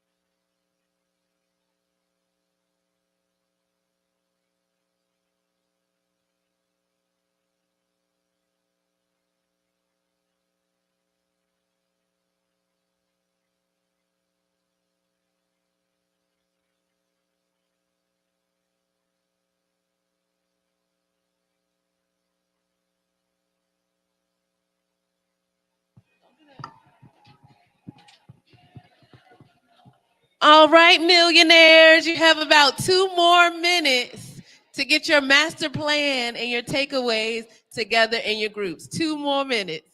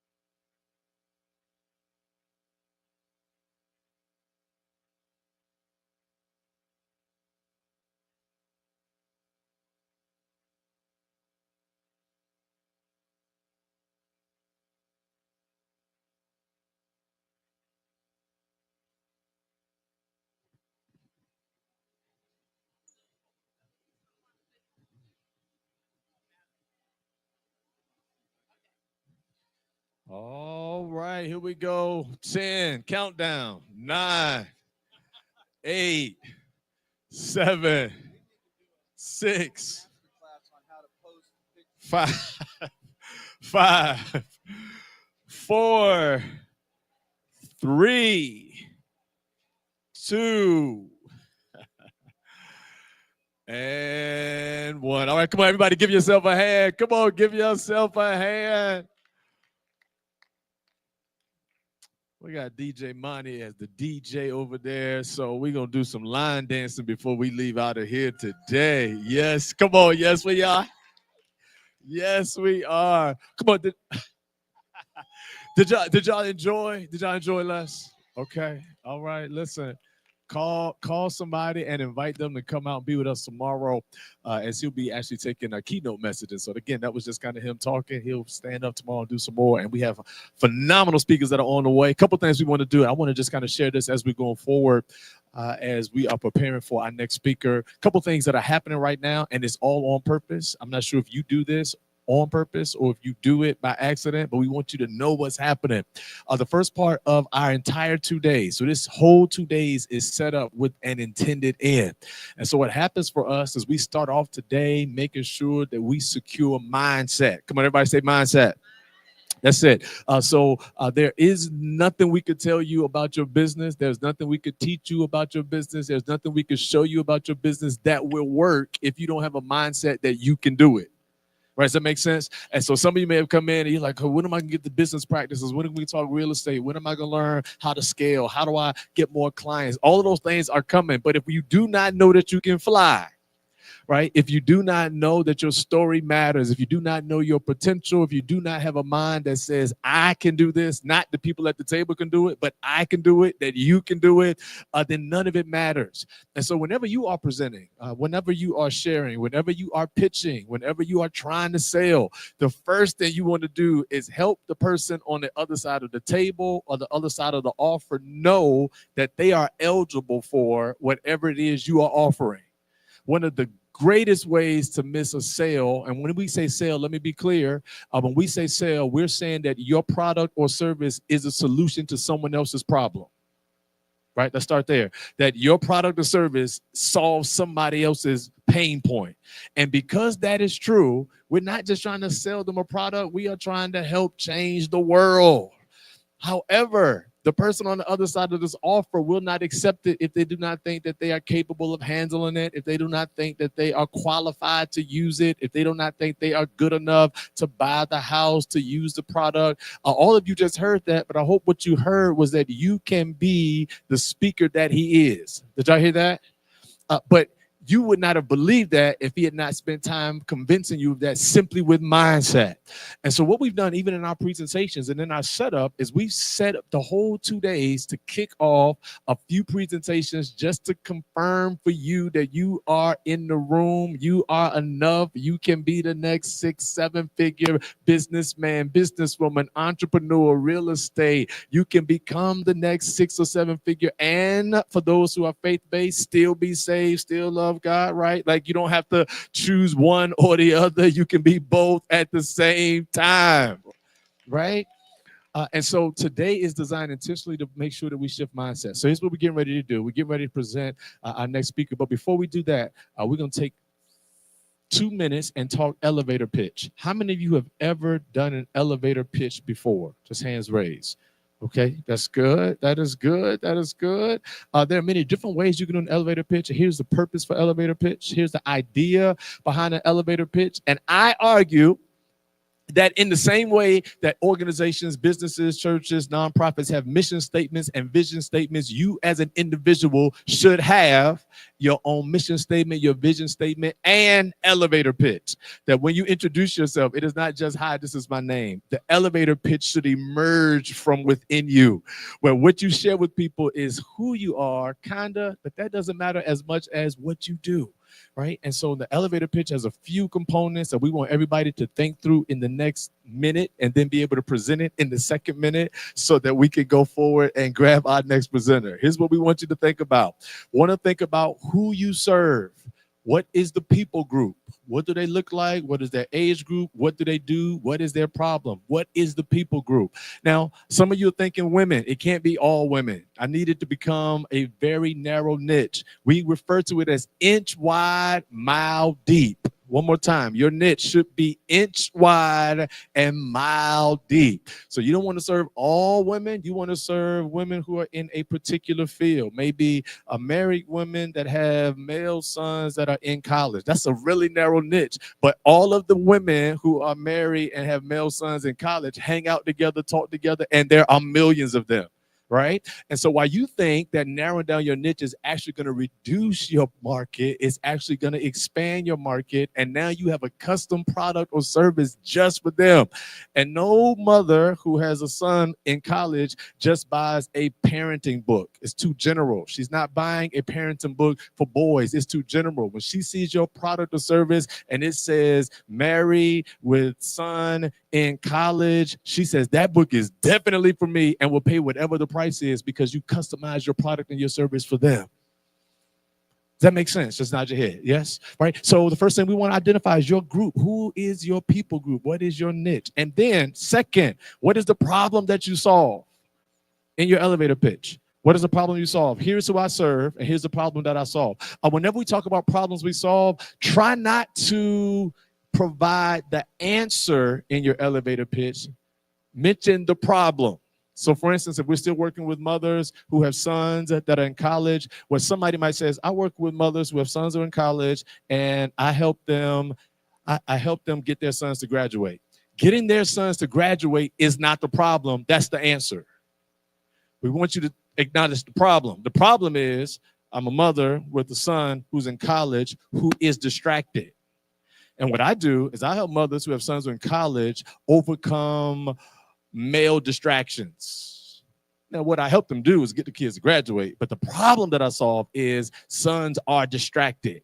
Now, we're not going to list all of the distractions, right? Or maybe there is a specific distraction. But the goal is to say, okay, here's who I serve, and here's the problem that I solve. Everybody okay with that? Nod your head. Make sense? Third thing you want to acknowledge, after you acknowledge the group, after you acknowledge their pain point, is how do you solve that? So what I do is I help mothers who have I help mothers who have sons that are in college avoid the distractions that stop them from graduating by providing online classes, workshops, and resources. So that's how I do it. Somebody else might do it another way. Somebody else might have a fitness class. Someone else might have a master class. But the way that I do it, and this is not what I do, by the way, but the way that I do it is by offering online classes, workshops, and mentorship. That's how I do it. Last part, without, everybody write that down. I just played Les Brown. Write that down. Without. This is probably the most underrated part of an elevator pitch that I listen for the most. Because as soon as you tell me what you do, who you serve, and how you do it, immediately our guards go up, and now I have every reason for why I cannot do it. So before you tell me why you can't do it, I want to go ahead and address your pain point. So I do all of those things without you having to spend lots of money and use lots of time to achieve it. Because those are the two excuses that people use most for why they won't use my program, why they won't actually use the service. And when you think about whatever it is you offer, think also through what are the things and the reasons people won't do it, and make sure that you dispel that in your pitch. First part of the pitch, who's the niche? Second part of the pitch, what's the problem you solve? Third part of the pitch, how do you solve it? Is it a service or product? Fourth part of the pitch is without whatever their problem, their pain point, their rebuttal would be. Now, some of you have really, really good elevator pitches and they already fit in that framework. Some of you have really, really good elevator pitches, but parts of that framework you may not have had narrowed down. Some of you have no idea what an elevator pitch is. You just heard it for the first time. We all have 1 minute. Y'all ready? Here we go. 1 minute. We all in the same boat. 1 minute. So reshape your your elevator pitch to fit in that way. Somebody's thinking to themselves, why is it called an elevator pitch? It's an elevator pitch because the idea is if you were at a hotel in a place and you got in the elevator and someone else got on the elevator with you, you have the time frame from when you leave your floor to the next floor to convince them that you are the solution to their problem. So it's something you pitch in an elevator ride from one floor to the next. So it's that short. So if you had 3 paragraphs, you missed it. They got off the elevator. They are already in their room. Game over. So you have the time of the elevator to move from one floor to the next to get it done, which is why I want you to write it in 1 minute, because if you overthink it, you'll say too much. Everybody ready? Head nods. We ready? All right. Let's go. Elevator pitch right. Let's go. Where's the DJ?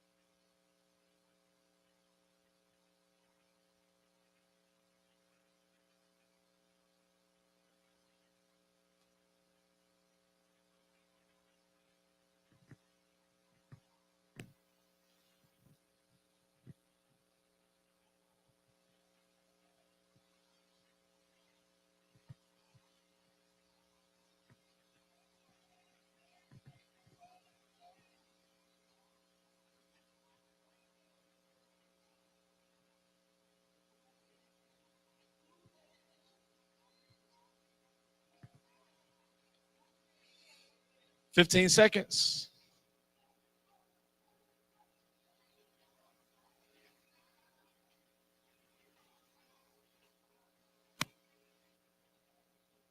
Ten, 9, 8, 7, 6, 5, 4, 3, 2, 1. Come on, give yourself a hand. Give yourself a hand. Yes, yes, yes. Really quick. I know you have 1 minute. Share your elevator pitch with somebody not at your table. Ready? Go. Let's go. Share your elevator pitch with someone not at your table. Share your elevator pitch with someone not at your table. You know the person at your table already.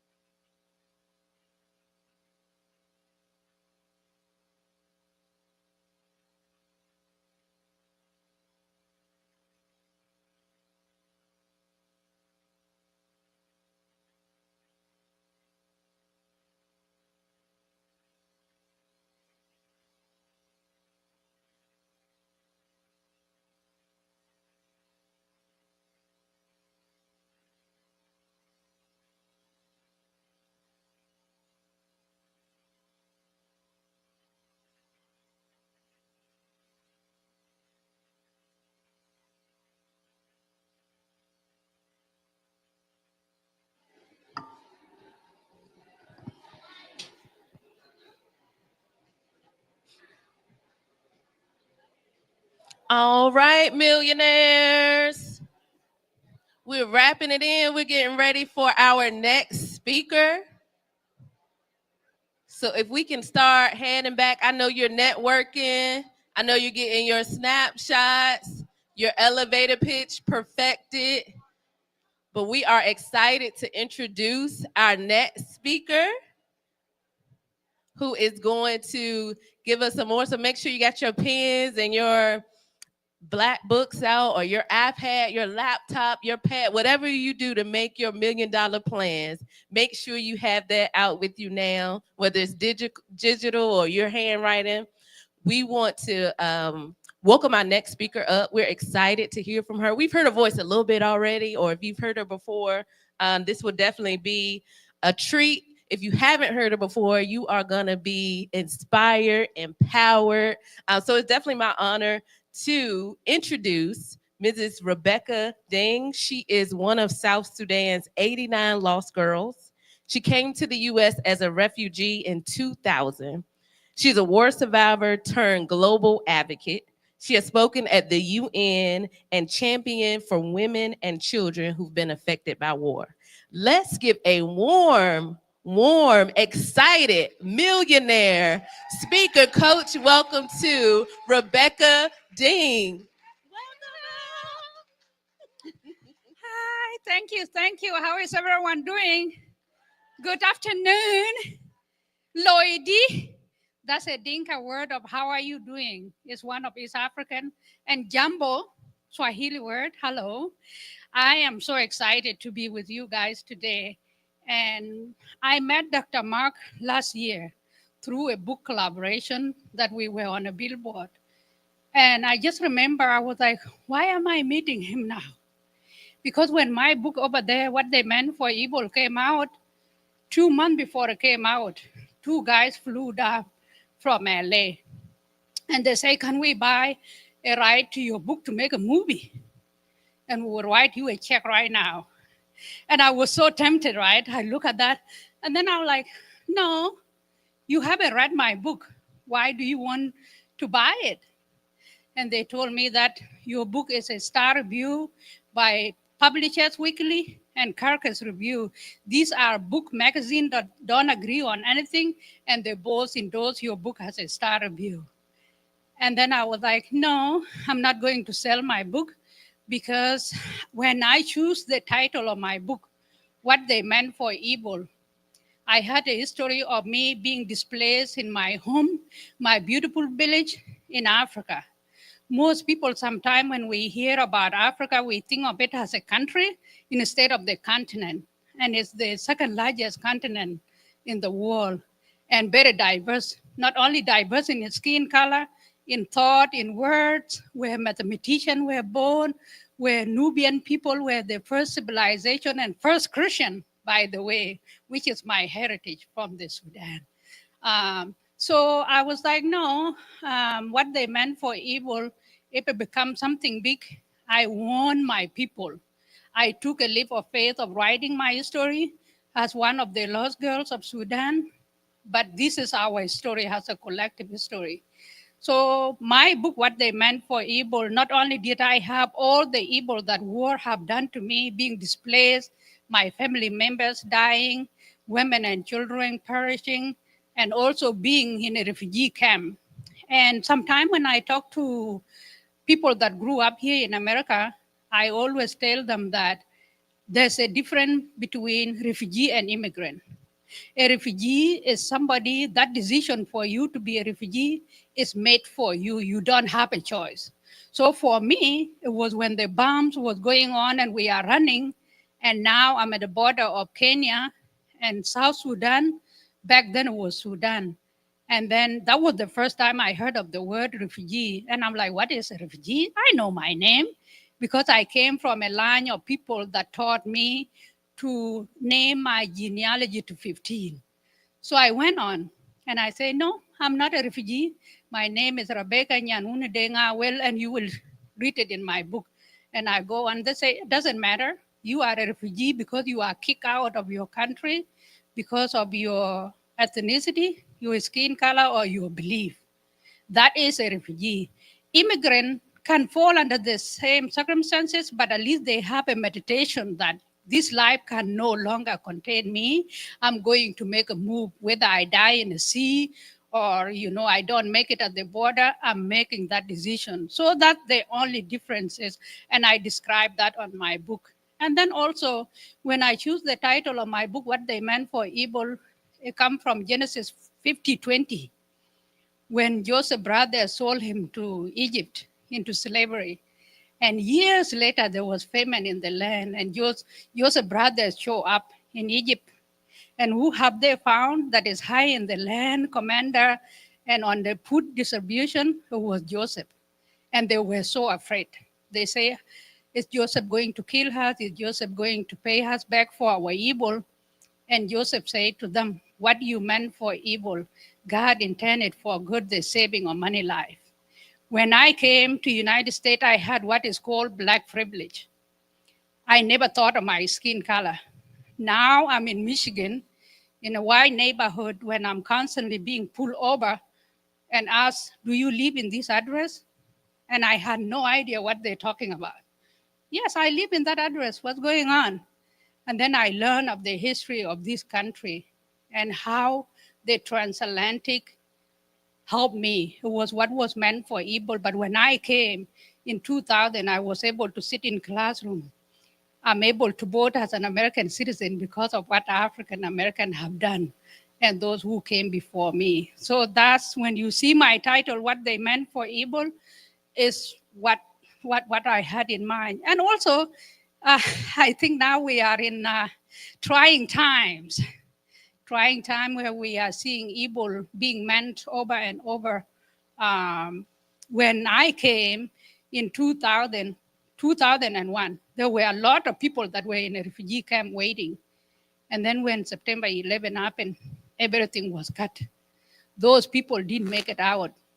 And I like today when we were talking and people saying, why are you here? You are the chosen one. It makes sense to me today because I was like, why did I come to United States? I knew nothing about the US. I definitely knew nothing about like living with white family, but because I was an accompanied refugee child, I was in a foster care. And that's why most people have heard of the Lost Boys of Sudan because they were covered by Oprah and 60 Minutes. But a lot of us, because we were underage, we were in a foster care system and were not allowed to talk to media. But today, as an author that wrote my book, as an international speaker, somebody that came not speaking English and being in a classroom for 3 months by myself because they didn't know what to do with me, to finishing high school, to having a bachelor degree and master degree. My story is not my story alone, it's our collective story of resilience and overcoming things. So today, talk to me, we can talk. And also it's a story of American generosity and what American people can do. When I came here in this country, I was welcome. My name was given to Homeland Security ahead of time. I was welcomed by all walk of life, faith in United States, and that's the history we need to keep claiming back, that we are generous people and to whom much is given, much is required. Thank you.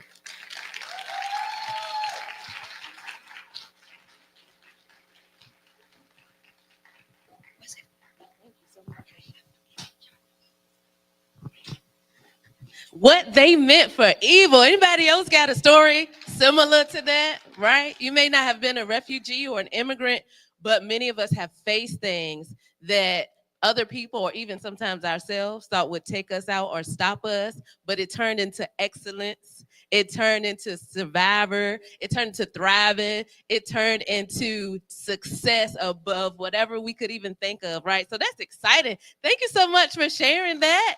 Yes. It's like a fire been lit in here. So we have another speaker about to come up to the stage. We have the real estate queen in the building, right?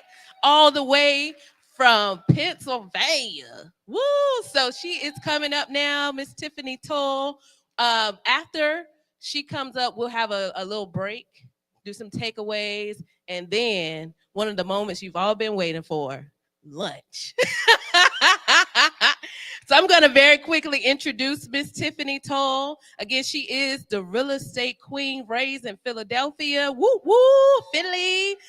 Donna Tiffany took her humble spirit and passion to serve in the world of real estate in 2004. With over 15 years of experience, she has gained the ideal foundation for helping owners sell their homes and closing deals with buyers. Although she attracts first-time home buyers, her desire is to provide renters with quality, affordable housing. The goal is to educate and take them through a proven step-by-step approach to manifest their home buying dreams. So our next speaker, the real estate queen, let's welcome her to the stage. Thank you, thank you, thank you. Good afternoon, good afternoon. Once again, I am Donna Tiffany, your real estate queen from Philly is in the house. And I had to keep asking myself, do I go there? They might not like me if I say this, but go Eagles, the Super Bowl champs. Fly, Eagles, fly. But yes, I want you just to imagine life where you can control your time. You can decide what time you want to wake up. You can prioritize what you want to do and how you want to spend your day. Sound like a good life? So I have 3 daughters. Any of you have children out there? Any parents out there? And for some reason, once you have kids, it seems like your time is no longer yours, right? So I have been married 30 years. Thank God, my wonderful husband. I cannot believe it's 30 years. I stopped saying we're high school sweethearts. We're preschool sweethearts, okay? But yeah, so with 3 girls, and the time was just taken away. But what was important to my husband and I was the first. You know, the first date you can remember? You remember that first kiss you can remember? But maybe the first time your child took a step and walked, the first time they said hello or daddy or mom, and the first day they went to school. I was that mom taking pictures. Oh, the first day my daughter's going to school. It's so exciting. So what happened? I had to be a stay-at-home mom because I had 3 girls. They were 1, 2, and 4. So what happened? I couldn't even afford daycare because if I went to work, the whole paycheck would go to daycare. You feel me? So my husband said, hey, be a stay-at-home mom. So it sounded cute at the time until I was home every day because your kids are busy. So at the time I was looking for a job, but God opened the door where I can now start teaching. I had went to school for engineering, so math and science was my specialty. So I started to teach, and it was a blessing because it was the same schedule as my kids. They're at school, I'm at work. They have holidays, I have holidays. So God is perfect. Thank you, God. So it came to a point where God elevated me to administration, assistant principal, teaching students. And at the same time, my husband and I had to buy a bigger home because the family was growing. My realtor said, hey, consider getting your real estate license. I said, okay, I'll try it, and got my real estate license. So now I started teaching real estate in my classrooms, teaching students how you can buy houses, how you can invest. And they were just like, wow, this is great. So I tried to turn math into something fun, something attainable. Years passed, and now I'm elevating to different heights in education. And now I'm at a different school where this color was more prominent than my color. But it was okay because I went with a smile. Now I'm at a point, and I want you to travel with me, the August 2019, the summer of August, where my the first child goes to college. How many of you had children going to college? That is an exciting time of your year. I had to take off in August, and August is the same time teachers are preparing to start the new school year.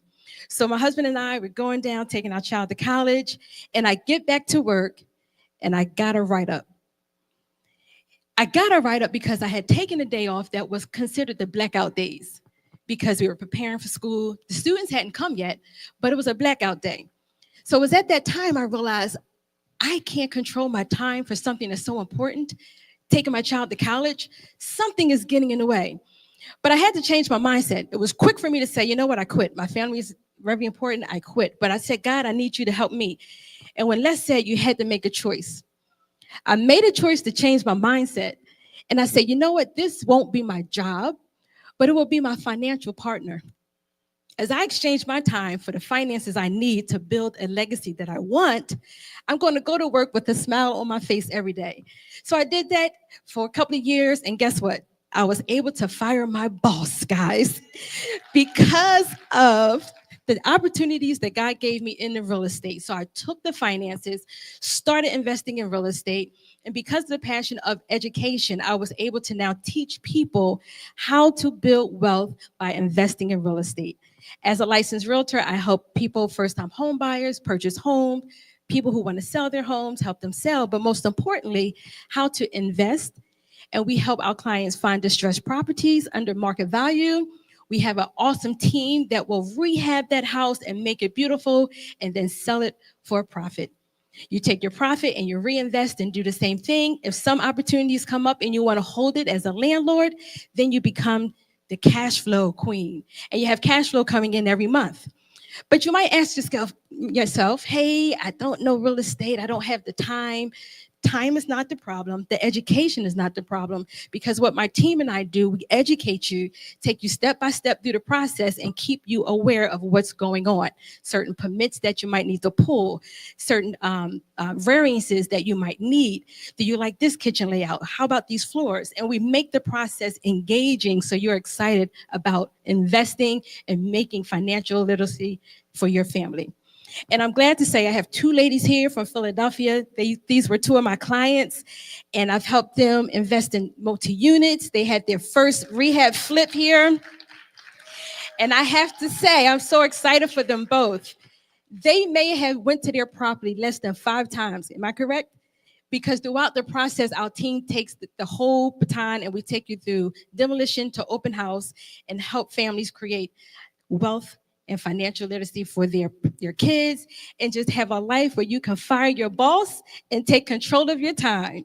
So I have a book called From Classroom to Cash Flow, taking my skill of passion from the classroom into cash flow into real estate.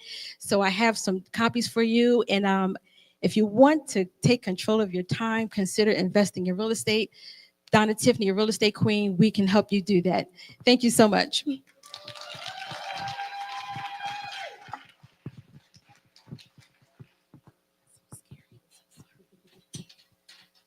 How about that? We had two great speakers.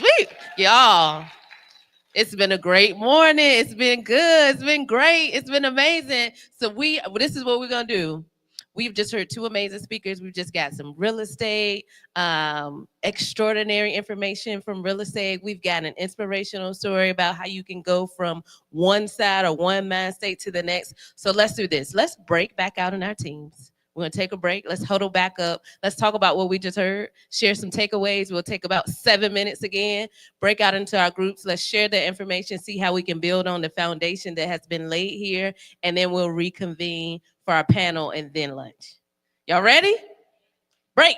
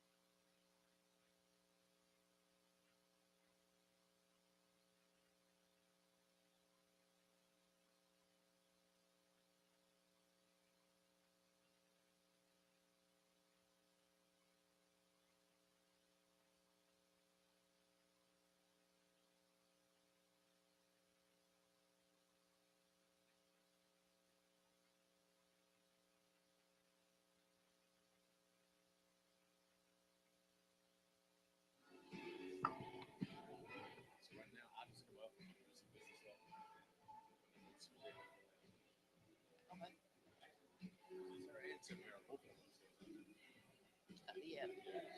And they both, okay.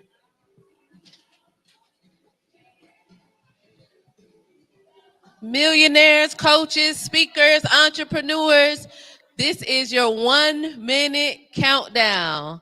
So continue to share. You have about 60 seconds left in your huddles.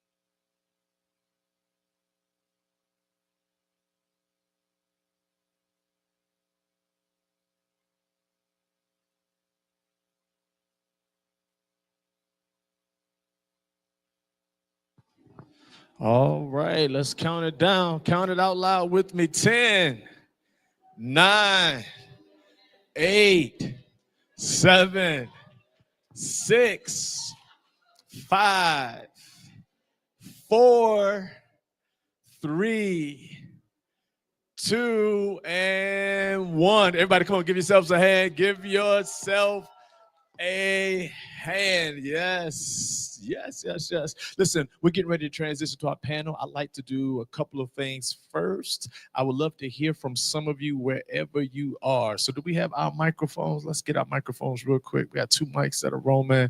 One of our coaches, Coach Sierra, is going to catch the left side. And Coach Kelly, we don't want you to have to run around. Let me see. Mr. Ken, can you help us out with this mic over here on the right side? I just need 3 people real quick. What have been your biggest takeaways so far? Biggest takeaways so far, right here in the middle. Let's go real quick. Takeaways. Hello. Hello. Introduce yourself. Tell us who you are, where you're from. Oh. Hi, my name is Tiffany Connor. I am from Philadelphia. Woo, Philly. So I knew when I was coming, I was excited to come here because of Les. What I did not expect to happen was that in the first 5 minutes of being here, that I would be crying. My biggest takeaway, and that I am going to take it and apply it when I leave here, is when you said, say yes to your turn. So when I leave here, I'm saying yes to my turn and making sure that I move forward with everything that comes my way. That's it. That's good. That's good. Welcome, Tiffany. All right. Can we get 2 more? 2 more takeaways. Anyone else would like to share your takeaways? You shared it in the small group. This is your time. This is your moment. This is your time. This is your moment. Here we go. Come on, Sister Rose.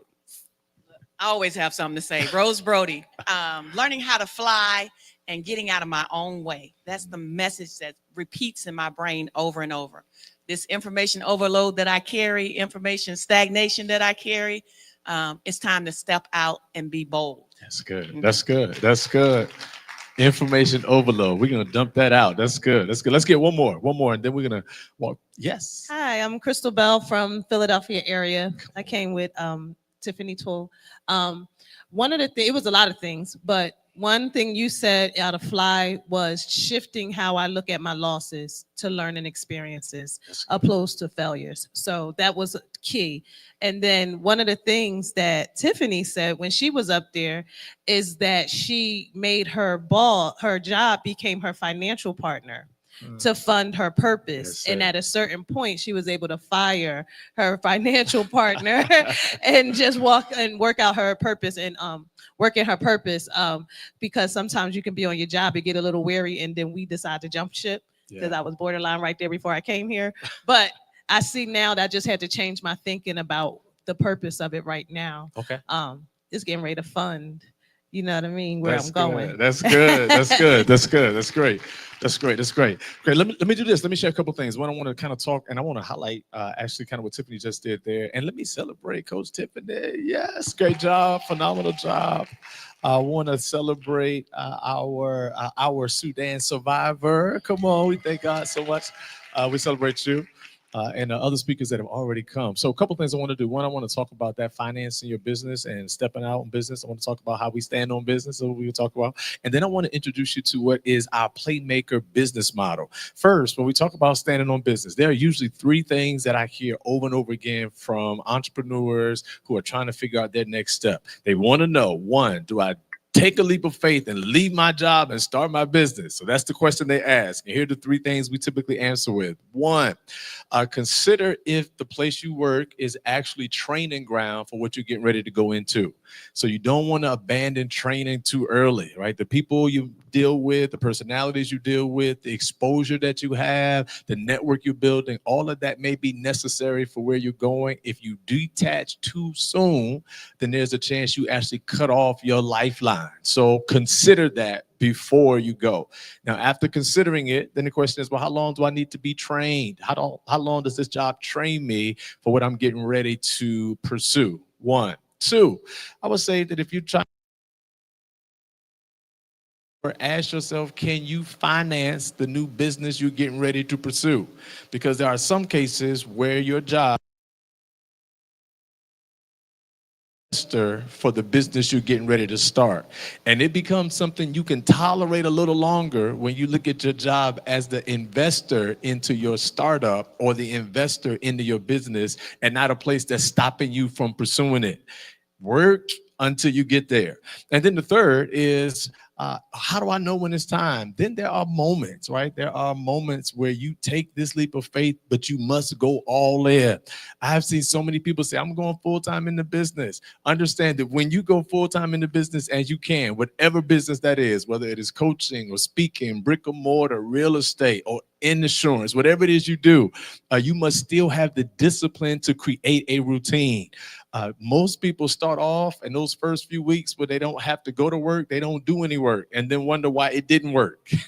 Well, it's because there was no work put in. And one thing you may miss about the successful entrepreneur is that they may not always start that way, they build that way, and routine is essential. Everybody say routine. That you will not find a successful entrepreneur that does not have a rigid discipline with his or her health, rigid discipline with how he or she manages their time. In other words, not just time management as far as scheduling your calendar, but time management as far as how you choose not to waste time and how you invest time. We have so many people here who travel from other states because it's an investment of time, not a waste of time. And so you want to figure out how you make those investments. So those are three answers that we typically walk through. There are probably many more that you would hear from other entrepreneurs, but we start off in those spaces. The second thing I want to introduce you to, and this is a very quick overview of the Playmaker, and then I believe we are ready for our panel. The Playmaker is our business model specifically for coaches and speakers, but we have found it carries over into every industry. There are 4 parts to having a Playmaker successful business model. Part number 1 is what we call the give and go. It has a basketball motif because I used to think I play basketball, if you haven't heard. And so the give and go is you give something away for free and then go to an upsell. What is the free item that your organization offers so that people get a taste of you or a bit of you or a sample of you before they go fully invested in who you are? We want to know what that is. I'm not sure how many of y'all remember the malls where they used to have food courts, and in the malls with the food courts, you could not be going to the food court, but there was always that guy with that tray and it had a toothpick with some teriyaki chicken on it. Come on, anybody remember that teriyaki chicken? And as hard as you wanted to, you could not walk past that, and you would grab one, maybe go back and get 2 or 3, and before you know it, you were in line ordering teriyaki chicken, egg rolls, and pasta, right? Here's what they knew before we knew it. They knew that there was always something beneficial about just giving a person a taste, that if you can give people a taste of it. And what does your taste look like? Your taste may be an event that people get to come to for free. Your taste may be an online ebook or an online list or online mini course. Your taste may be getting booked for podcasts, because on the podcast, you're now giving yourself away for free so that people get a taste. But once they taste you because you give it, then you can go to an upsell. But it's hard for people to buy in if they haven't had the toothpick. Right? So the first thing we want to talk about is this give and go, because it offers the freebie. The second thing we look at is what we call an ISO. ISO is ISO, irresistible signature offer. What is your irresistible signature offer? Now, you may have many ideas. You may have many services. You may have many products. Today, before you leave, choose one. And for those of you who are already in business and you've been trying to scale, you're like, I'm scaling, like I'm doing okay, but you do not have predictable income, because anybody can get income, but predictable income says, I know that if I put forth this effort in this way, that this will be the result. Predictable income happens when you have an irresistible signature offer, because once you have one product or one service that you can scale, then you can add to it. Right? So it's not the burger and the fries and the drink. It's just the burger. And after you sell the burger and sell the burger, people will want the fries. But if the burger's no good, nobody wants the fries and the shake. So figure out what your burger is. What is the one thing that you want to offer? And I know you think, but I want to target this audience, and I have something for this audience, and I have something. And you will target all of those audiences, and you'll always stay slightly below 6 figures and never hit the 7, because you offer too much to too many people. If you're for everyone, you're for no one. But if you can be for someone specific with that product or with that service, it allows you to scale. I won't have time to do it today. We'll talk about it tomorrow. It helps you scale because now you don't have to create new systems. You don't have to create new marketing material. You don't have to find a new way to do it because you now have a predictable way to do a particular thing. And once that's on autopilot, then you can add more. I'm a basketball guy. I love Michael Jordan. Mike was the man. Mike was a ball player. Here's what's key about Mike. Because Mike was good at basketball, they let him do everything else. He wasn't good at too much else, but they let him try. Y'all remember Mike tried to play baseball? Mike tried to golf. Mike tried to gamble. Listen, because he was so excellent, the GOAT at one thing, he was able to add and try out all of these other things. And the same is true with you. So instead of trying to do everything at one time, go ahead and narrow your niche and come up with one product, one service, and push it until you hit your first 50,000 and then your first 60,000. And then once you hit 6 figures with it, you can put that on autopilot. And now it's running the 6-figure. And now you can build something else up. Now you got 2 6 figures. Now you got 3 6 figures. And before you know it, you're at 7 figures and on autopilot because you predicted your income based on your irresistible signature offer. Everybody good right there? Give and go, ISO, and then your one-on-one. When people book you face-to-face, what do they get? What is it that you offer them when it's you and them? That is you and them speakers, keynote. It could be coaching. It could be when I call you as my real estate agent, what do I get? I do not want you to sell me a house. You know how many real estate agents are selling homes? I don't want you to sell me a home. I want you to have a relationship with the chef. And when you go to take me on this tour, I want to walk into the house and the chef be there and I have a whole a la carte. I want a VIP experience of the house. You know how many houses I've seen and hungry? Take me in there, give me something to eat. The house looks a lot better with grilled chicken and fruit and salad and juice in it. Are y'all hearing me? What makes you different when it's me and you and I, the two of us together? Why? How am I different than everyone else in your industry? What does the one-on-one look like? What does that encounter look like? And for time purposes, the fourth, so the first is a give and go. The second is your ISO, irresistible signature offer. For coaches and speakers, that is your masterclass. It is your signature masterclass that you put on repeat, that anytime anyone wants to talk to you, you send them first to your ISO, your one-on-one. And then finally, your huddle. The huddle is your subscription plan. Every business should have a subscription plan. People would like to communicate before they commit. And so the subscription plan allows them to give $99 a month, $49 a month, simply to subscribe to information that you curate for them. Because you do know we're in an information age. There's plenty of information, but I want to get it from you and I don't want to go look for it. So when you curate that information, throw it in an email, put it in a text message, I'll subscribe to know that I can get information from a trusted source on whatever your expertise is. And so sign me up for the subscription. I'll pay monthly to get the email and maybe listen to you once live exclusively. Discounts on your products and services because I'm a part of the community. And name your community. Don't forget to name your community. Philadelphia Eagles, go Birds. I'm not even from Philly. Go Birds. That's my squad, though. Go Birds. I graduated from Phoebus High School. Our mascot there are the Phoebus Phantoms. And it doesn't matter when you graduate. I see you, Phantom. It does not matter when you graduate from that school. Hear this. We are all Phantoms. The mascot has absolutely nothing to do with the school. It creates community. And you want to figure out what do you name all of the people that you encounter so that you have a community. When I meet people who have been, we did this devotional series, doing a devotional series, we started calling each other, what do we call each other? I got anybody in there? Holy ones. It came out one time and we said, you are a holy one. And from that point forward, every time we would meet somebody, say, holy one, hey, holy one, what's up, holy one, hey, holy one. For all of our coaches and our speakers, we refer to each other as playmakers. And the goal is to make a play every day. So if you join our coaching program, become one of our speakers, you will hear yourself referred to as a playmaker. What do you refer to the people you serve? Create the community, provide for them the huddle, show up for them one-on-one. Create your ISO or identify it, and then do your give and go. And if you have those 4 things in a brick and mortar business, in your coaching, in your speaking, in your real estate, in your insurance agency, you have just set yourself up for 6-figure and 7-figure success. All right.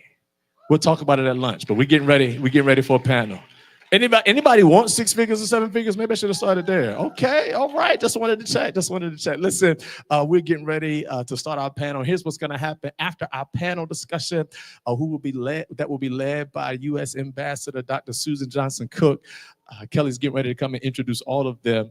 We have a couple of options for lunch, and so we do have a food truck that has been waiting for you all out the door to the right, so you can catch some sunshine, catch you a break. Now, some of you are going to run to your phones and call all the people that's trying to call you. You are not available today. Don't do that. Don't break your. It's going to break your whole mindset. So you're going to get frustrated and want to not come back. Don't rush to that. I know some of y'all want to go check on your children. Your children are fine. Your grandmama and them have them. They are all right. And I know you're looking at me like that. I see all of y'all looking at me like that's exactly what I was going to do. Listen, enjoy the experience. Be here if you can. And so the food truck will be available. And then, of course, those who sign up for our VIP, the VIP lunch is there. I was just made aware we do have 7 VIP spaces available for lunch. If you like that lunch, please come and see. We're going to go see Sierra. Sierra, raise your hand real quick. See Sierra during the break, and we can make sure that you can get there. There's a little upcharge for that. We can make sure if you'd like to do that, you can do so. Come on, let's welcome Kelly back to the stage. We're making plays today for sure, huh? With all this great information, all the things we have gathered already, and we're like halfway through the day. Woo! Talk about being able to be brilliant in business, being able to hear from these amazing speakers. And we have some more world-renowned speakers, coaches coming up right now. So our host for the panel is Dr. Susan Johnson Cook, also known as Ambassador Sujay. So we'll be hearing from her as the host of our panel. Also and she's representing the DC and New York area. So we're happy to have her. Welcome up, Ambassador. Thank you for coming. We also have on our panel Dr. Timothy Harrell. He is representing Norfolk, Virginia. He is a leadership coach here to share with us. Additionally, we have speaker Marion Carberry. She came all the way from Miami, from the MIA, from Florida. We have Roz Luck, Coach Roz Luck, headed up from Alabama down south. And rounding out our panel, we have coach and business owner Ray Page, all the way down from 664 from Williamsburg to Newport News. So we're so excited to have him. So let's give a great big round of applause for our coaches, our ambassadors, our speakers, Dr. Sujay, Dr. Harold, Roz Luck, Marion Carberry, and Ray Page. We cannot wait to hear from them. Thank you all.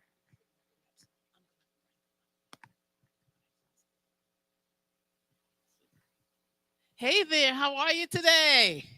Are you blessed? All right, it's good. You're going to be looking at us and we're going to be looking at you. So I want you to stand up and just say, hey, we at the Business Brilliant Conference. All right, we're going to get it right. It's a tongue twister, but I got it. So first I'm going to take your picture.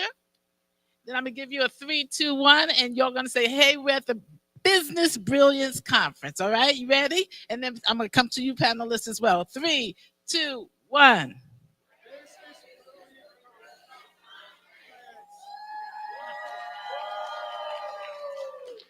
All right. That's engaging, as Les says. All right. Good afternoon, everyone. I am so glad to be here. I'm Dr. Sujay, and Ambassador Sujay came all the way from Eastern Long Island, the Hamptons, New York, 3 o'clock this morning. The deer and the buffalo were roaming, and me. And it was awesome to be here with you. I bring greetings from New York City. I have 2 BMWs in my family, 2 Black men working. Amen. So they're brilliant and they're businessmen, and we're excited about that. But I'm going to have the panel introduce themselves again. They were introduced by Kelly, who was wonderful. Let's give Kelly some love today. And we want to thank Pastor Sherrod, Dwight D. Sherrod, and thank you so much for being here today, Dwight Sherrod Riddick. Amen. And just being here in this presence, do you know how blessed you are today?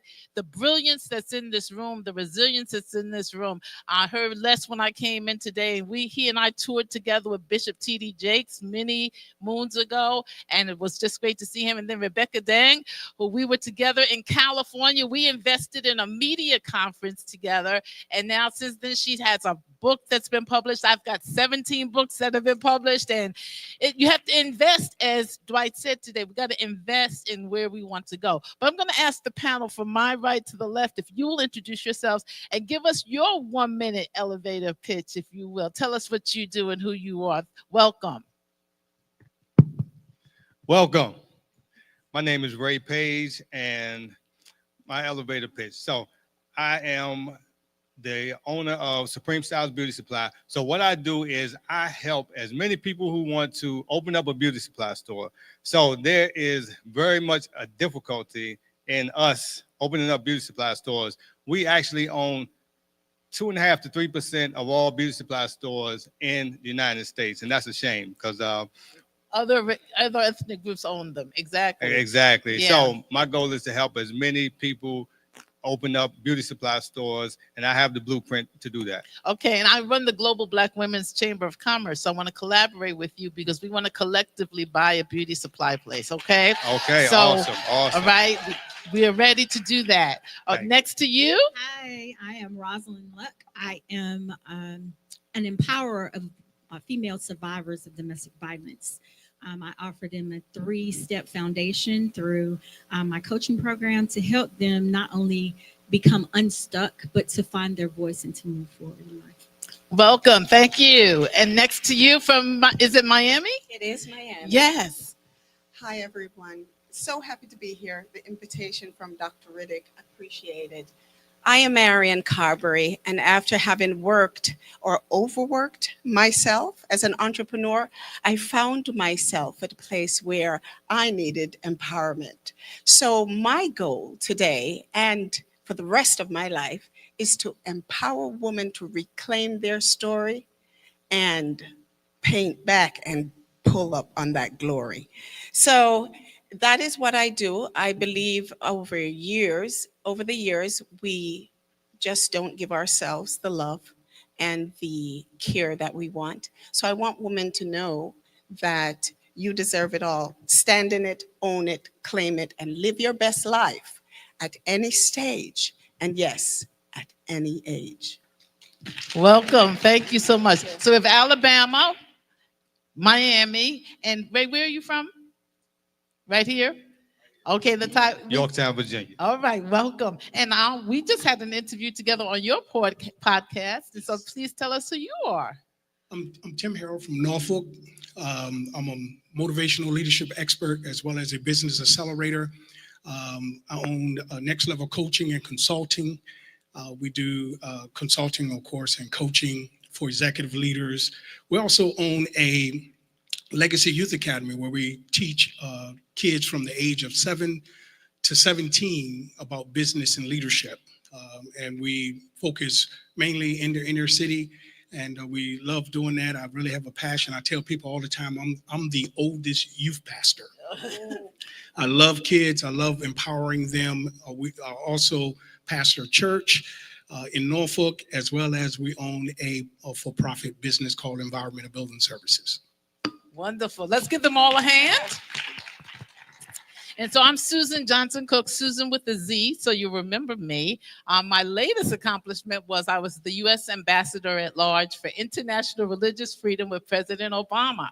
So I was the first faith leader, the first woman, the first African-American in that role, and served our first African-American president.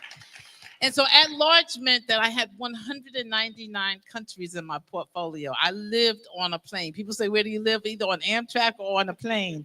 But I got to see the world. And long before that, one of the things that prepared me for that was that I had gone to 29 countries as a pastor, as a senior pastor in New York City, taking delegations to the Holy Land, living in Africa in college, living in Spain in high school. And so when the position came open, they said, do you have any international experience? And I was prepared. Turn and tell somebody You got to be prepared.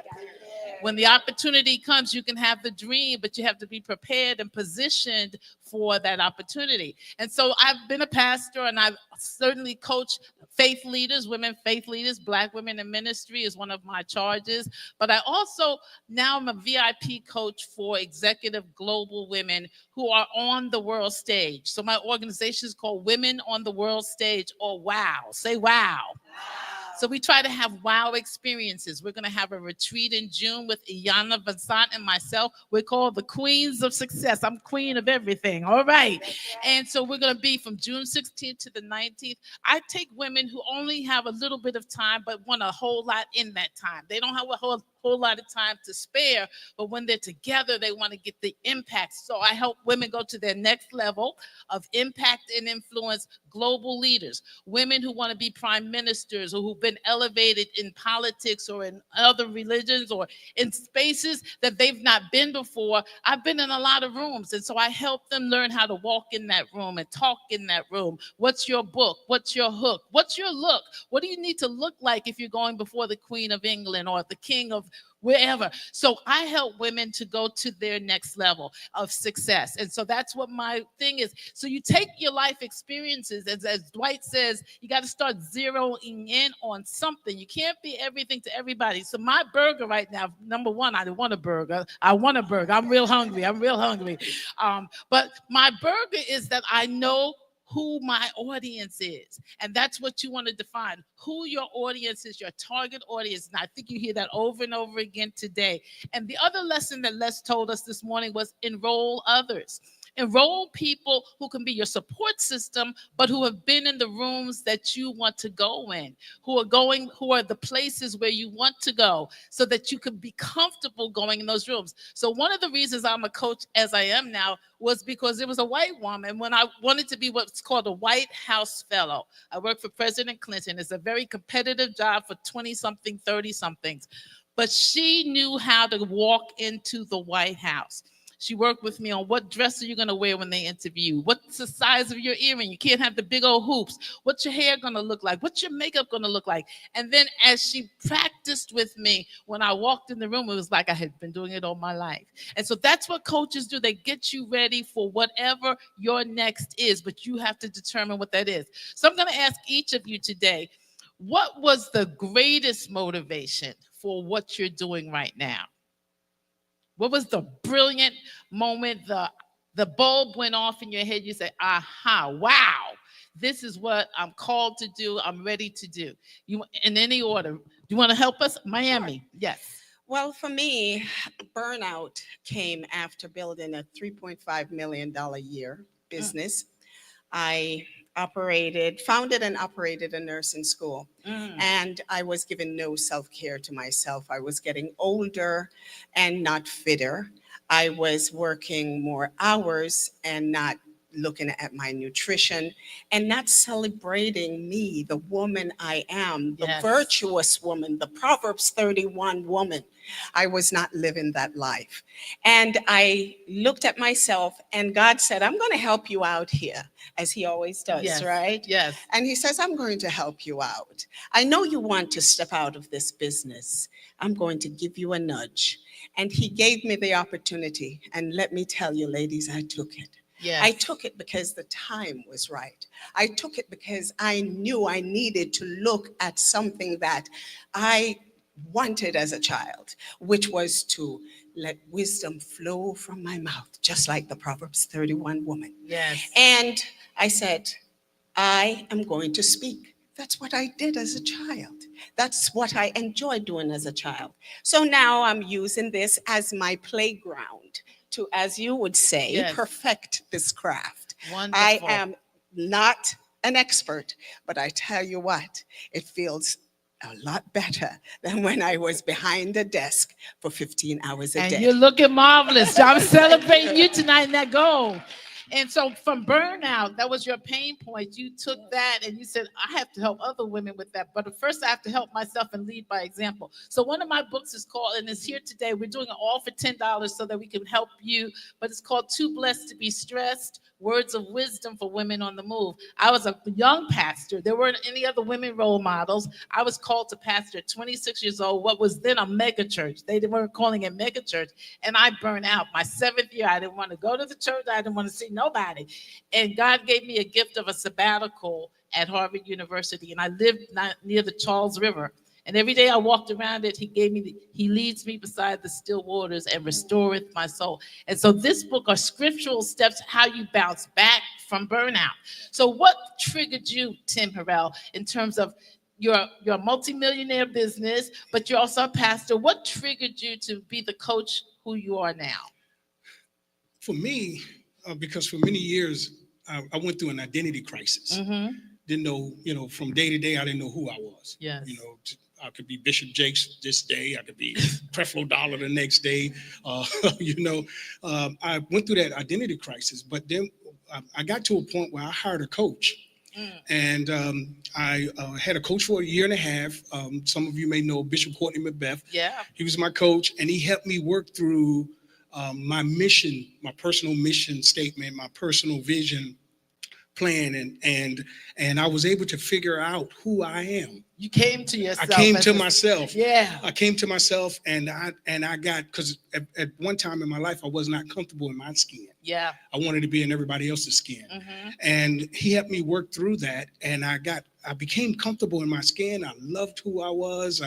I fell in love with Tim Harrell, and I saw the value in Tim Harrell. I saw that he could be anything that he desired to be, and all he had to do was take control of his life. And before he learned how to lead other people, he needed to lead himself. So some clarity on who you are. Yes. So these are some C's. We have celebrating yourself and being comfortable in your own skin. But there's another C that both of them talk about, coaches getting coaches. And that's why we're here today for this Brillance Business Conference, because we're getting coaching. I invested this past year about $40,000 in coaches for international, because I wanted to do the international speaking.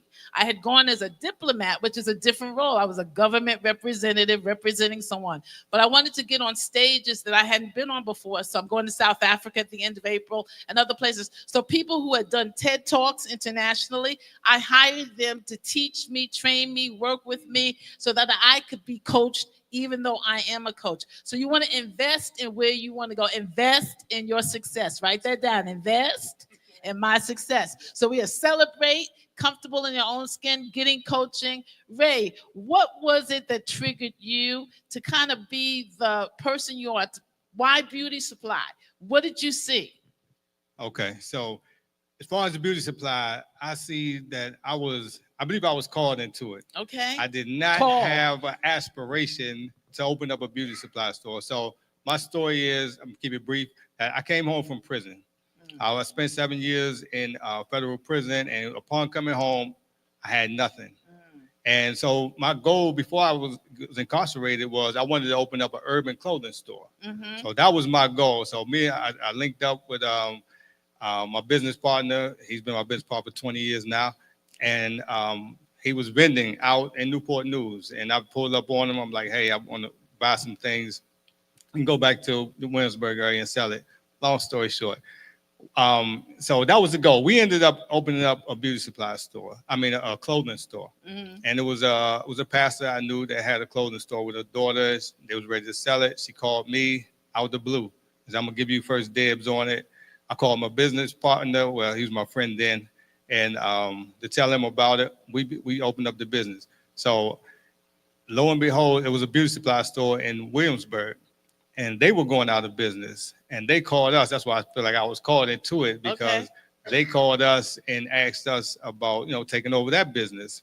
So I was like, and that was another pastor that owned that business as well. So I guess I see it as being called into it. So it was so many struggles that we found out after we got into business, that the beauty supply industry was pretty much systematically formed to keep us out of ownership. Just to keep us as customers. Yes. And so that didn't set well with me. So that was a few that fired me up to be successful in business, to keep on going, to not say they won't let me, or they making it hard for me, I'm gonna just quit. So we just stayed the course. We stayed persistent. I figured, like, hey, if I can overcome 7 years in prison, yes, you can. Yes, Yeah. you can. So a calling, you went from clothing to commerce. And so major money's coming in for you now because you saw, I'm not the customer, but I'm going to have some clients. I'm going to have customers. Exactly. And so there's really an industry for you. I will tell you, diplomats, particularly Black women going abroad, I knew we were going to places like Uzbekistan. I was like, I know they can't do black hair. So that's when I started buying hair pieces, because I said, I need to have something when we get off that plane. I can't be looking like Zing Zang. So, but there's an industry for you. There are many industries for you. So I'm just so glad that you're there and you have a customer as well as being a commerce man. Okay. So let's give him a hand, Ray.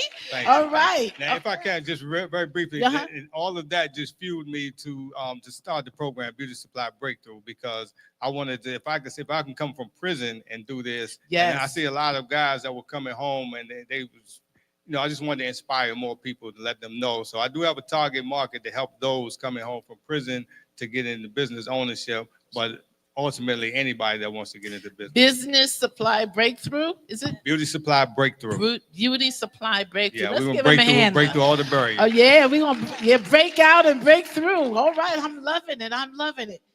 My sister, Alabama, here we come. I guess I'm the babe on the panel here. I am not a multimillionaire yet, and I'm working on it right now. Being in this setting, but I recently lost my job in February. So therein lies the push. I'm a Jesus girl, and I was directed many times to make the move to do what I've been doing for corporate America for 36 years for myself. I was afraid because I depended on that income as my source, and I needed to change that mindset a little earlier than February. So I missed that, but I got it now. But I lost the job, and I thought that I had failed. But the Lord told me, no, I had to show you that I lead, you follow. So I had to push you. So I landed on my feet, as I always will, with him at the center of my life. And I have a very strong support system in my husband, and now new friends. I've met a lot of good partnerships with the Riddicks and Shay Brown and so many other names. Yes. People are just coming out of the woodwork to assist, to help, to pour in. And I definitely want to be a blessing to others and learn all I can learn so I can be the one that's doing the pouring. So there's life after corporate for you. Oh, absolutely. Absolutely. And you and Christ. So we Yes. got another C working up in there. Absolutely. But the other C is collaboration, that you're walking and working with others. And you can do more when you walk beside. I say 1 and 1 equals 2, except when it's side by side, then it's 11. So you can have really straight, you can write that down. That's a hashtag moment. I know y'all want to take it. Just give me credit. Just give me credit. All right. But there is life and strength in walking and working with others. And just today, we've already started collaboration. Just hearing what you do, I'm thinking about ways that we can come together. I think my millionaire didn't start right now, but my late parents started a security guard agency, which is now 65 years old. It is the oldest Black family-owned business still running in New York City.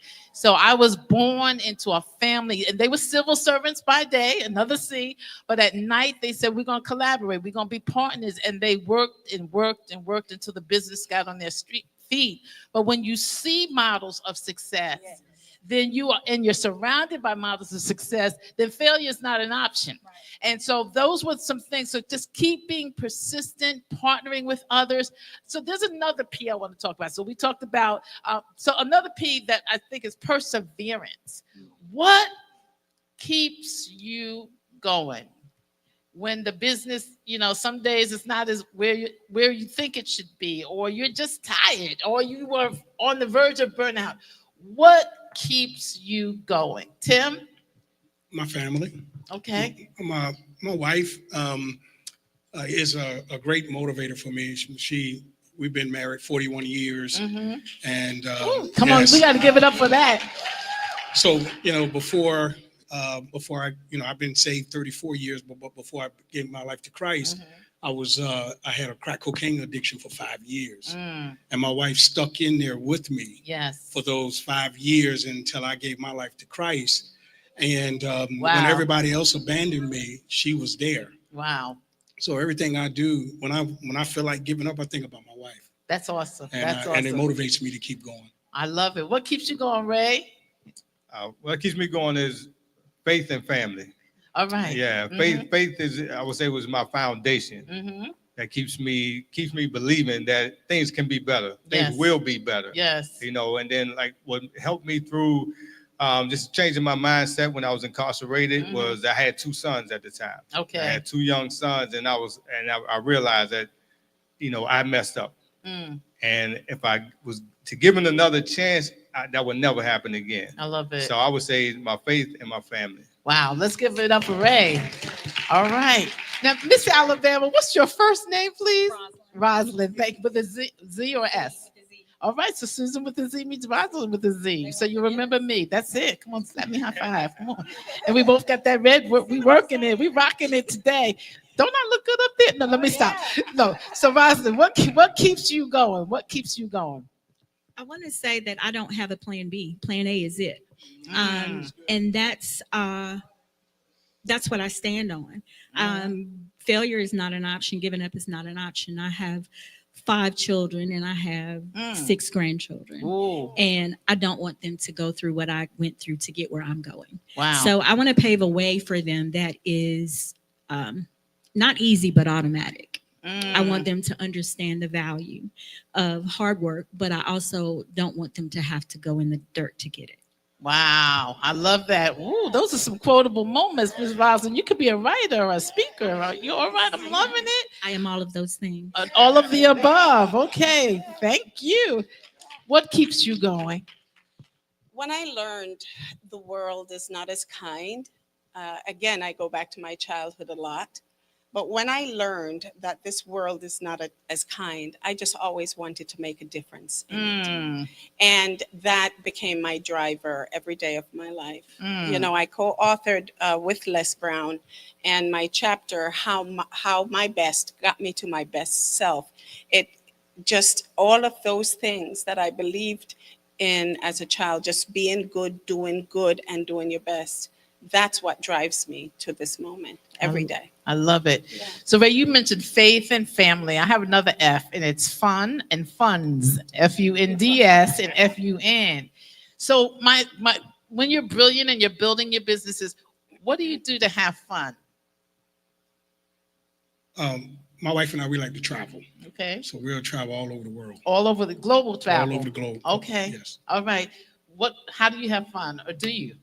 I didn't, but now I am. I golf a little. Okay. And, I will do my own recordings and just spend time with my grandchildren. So that's what I do for fun. So I love comedy clubs. I like to laugh. And so that's one of my fun things. And I work out every day. I like to swim. I'm a swimmer. I'm one Black woman who swims.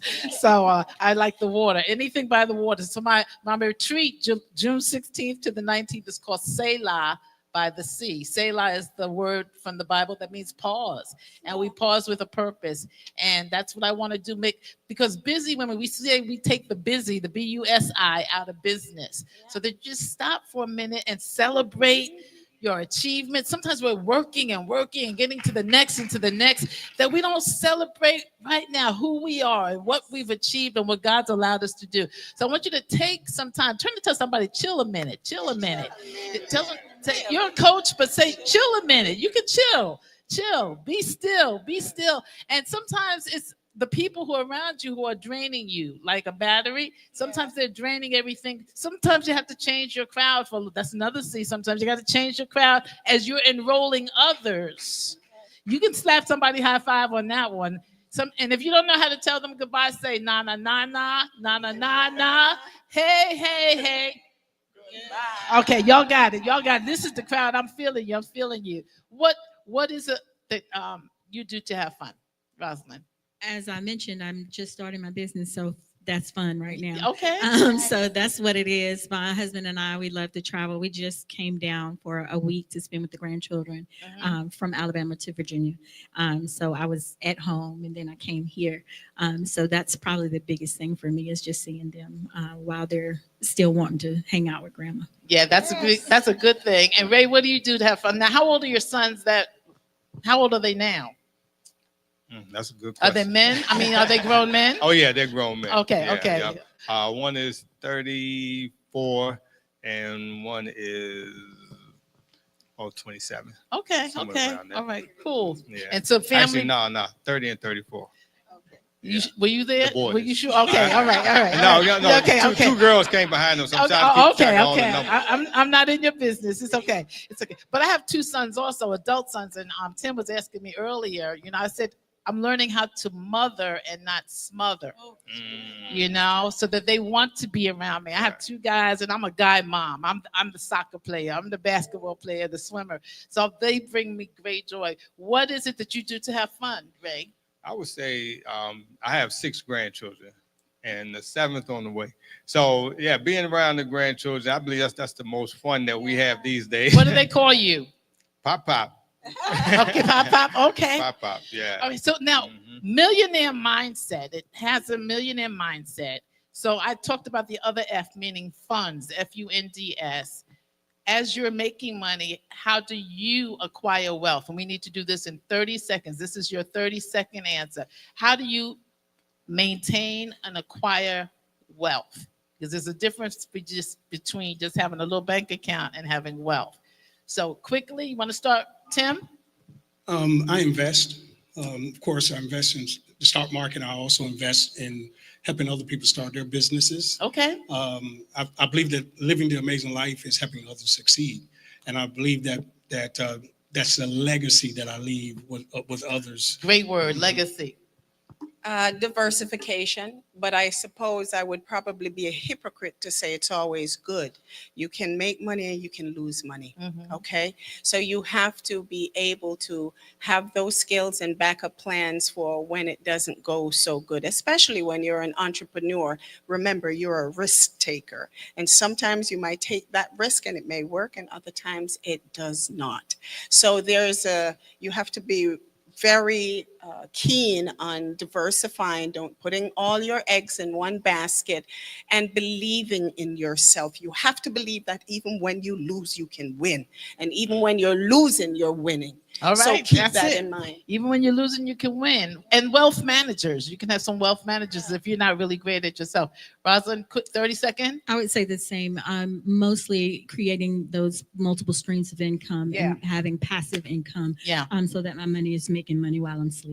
And so what Dwight was talking about in terms of the subscription, that's passive income that can be coming in. You can be in your bed, you can be swimming in your pool, and you still have people subscribing because you have something that they want, and you can continue to give that. It can be evergreen and ongoing. Lastly, Ray, what do you talk about in terms of wealth and managing money? One good thing about being last is you can just say I agree with all of them. And you can. Yeah, but yeah, it's just continually learning. It's just to piggyback on what they said, just continually learning because things change all the time. Stock markets, different markets, real estate markets always change. Just being on top and just being open to learn always.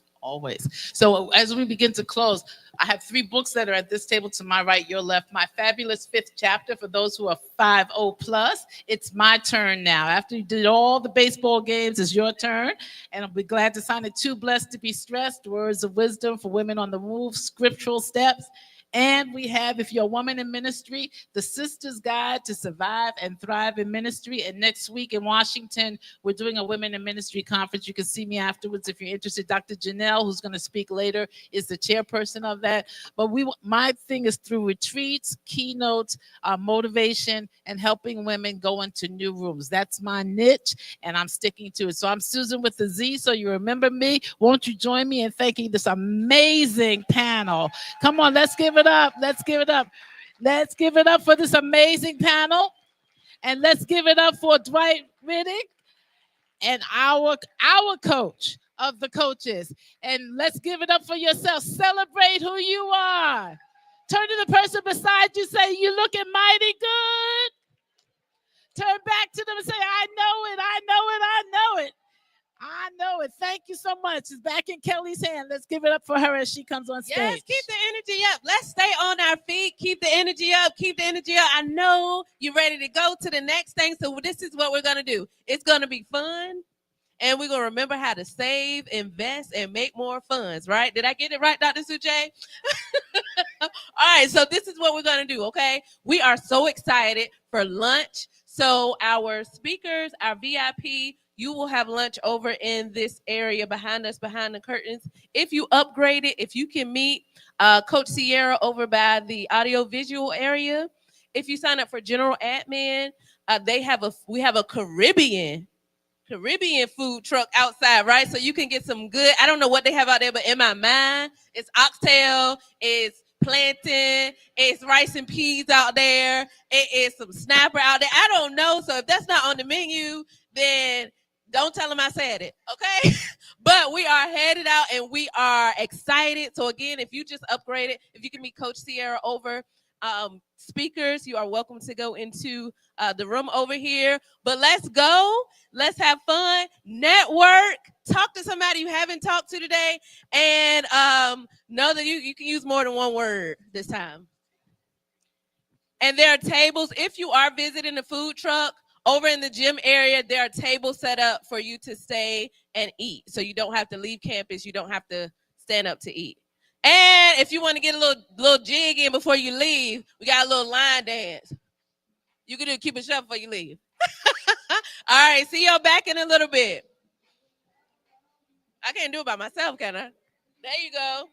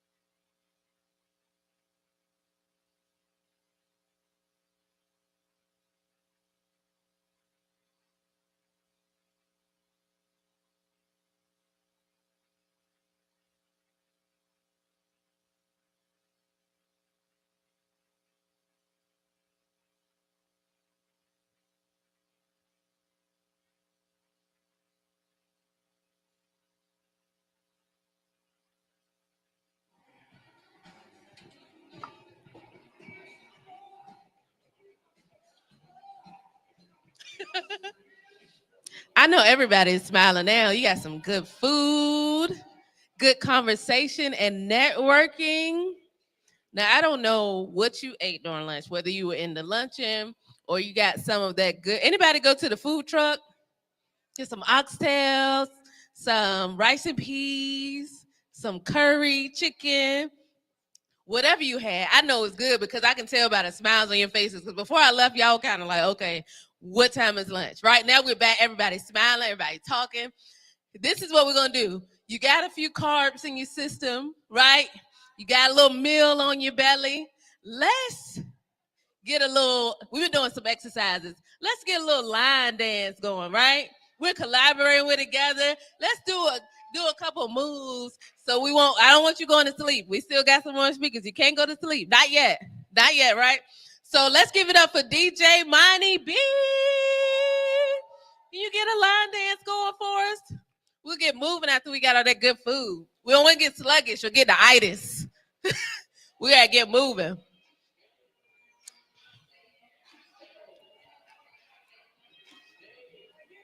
This one tells you what to do. It tells you what to do.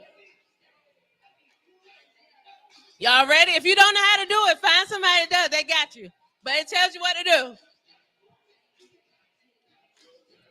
Oh, well, let me turn around. Oh, yeah.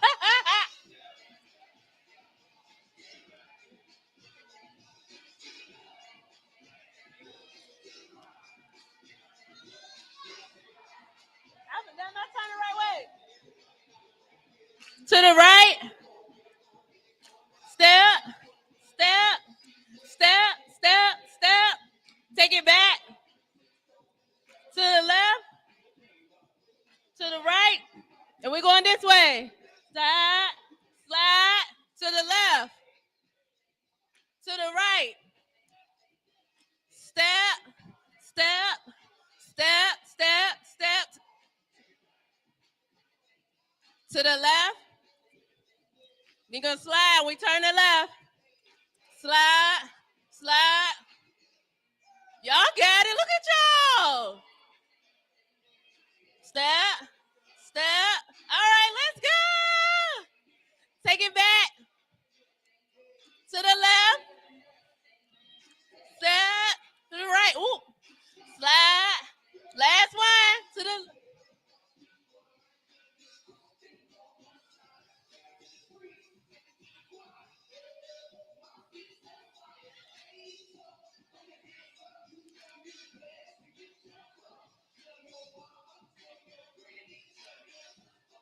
give it up for yourself. Y'all did that. Come on. Y'all can speak and coach and you can dance.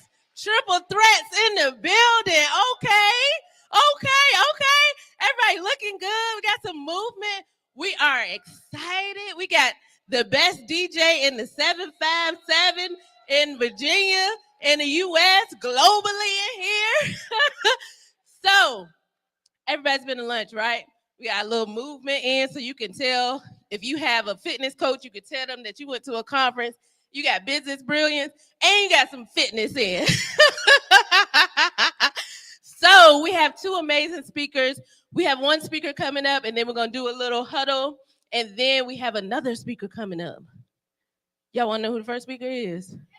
I don't know if y'all saw the schedule. So when I say her name, act like you didn't see the schedule. You didn't know, right? Okay. So our next speaker that's coming up is a world-renowned speaker. She is a global speaker, an international speaker. I'm saying it like this because she's one of my favorite speakers. Right? Dr. Janelle Whitfield Riddick, right? Woo! Right? She is a 501c3 founder, CEO, and does so many amazing things. So we're excited to bring her to the stage. Y'all give her a big, warm business brilliance welcome. Thank Thank you so much. Hello, everybody. I am so delighted to be a part of this amazing conference. There is so much brilliance and excellence in this room. And so I'm just honored to be here. Will you join me in celebrating our amazing hosts of this conference, Dr. Dwight Riddick and Dr. Mark Holland? We celebrate you all. Thank you for your vision and for bringing all of these amazing people together. So it's my joy and honor to be with you all today. And so I know it's after lunch, and so I'm going to be brief, but want to just share a few things that I hope are helpful as you are taking your business and your life to the next level. Now, before we jump in, let me see. Can you just make a little bit of noise if you've already received your value in being here today? Listen, after this morning session, I was like, woo, we can go and unpack all of this for the rest of the day. So it is my joy and honor to be with you all and to share just a little bit from the idea of getting it done without becoming undone. And so I am blessed to be able to have written this book, but it's also what I live by. So imagine this vision with me. I'm standing in the middle of my kitchen, looking at the dishes that are looking back at me. I can hear the lull of the washing machine and the dryer in the background, which only reminds me of the clothes that are laid on the guest room bed that are yet to be put away. They're clean though, but they've yet to be put away.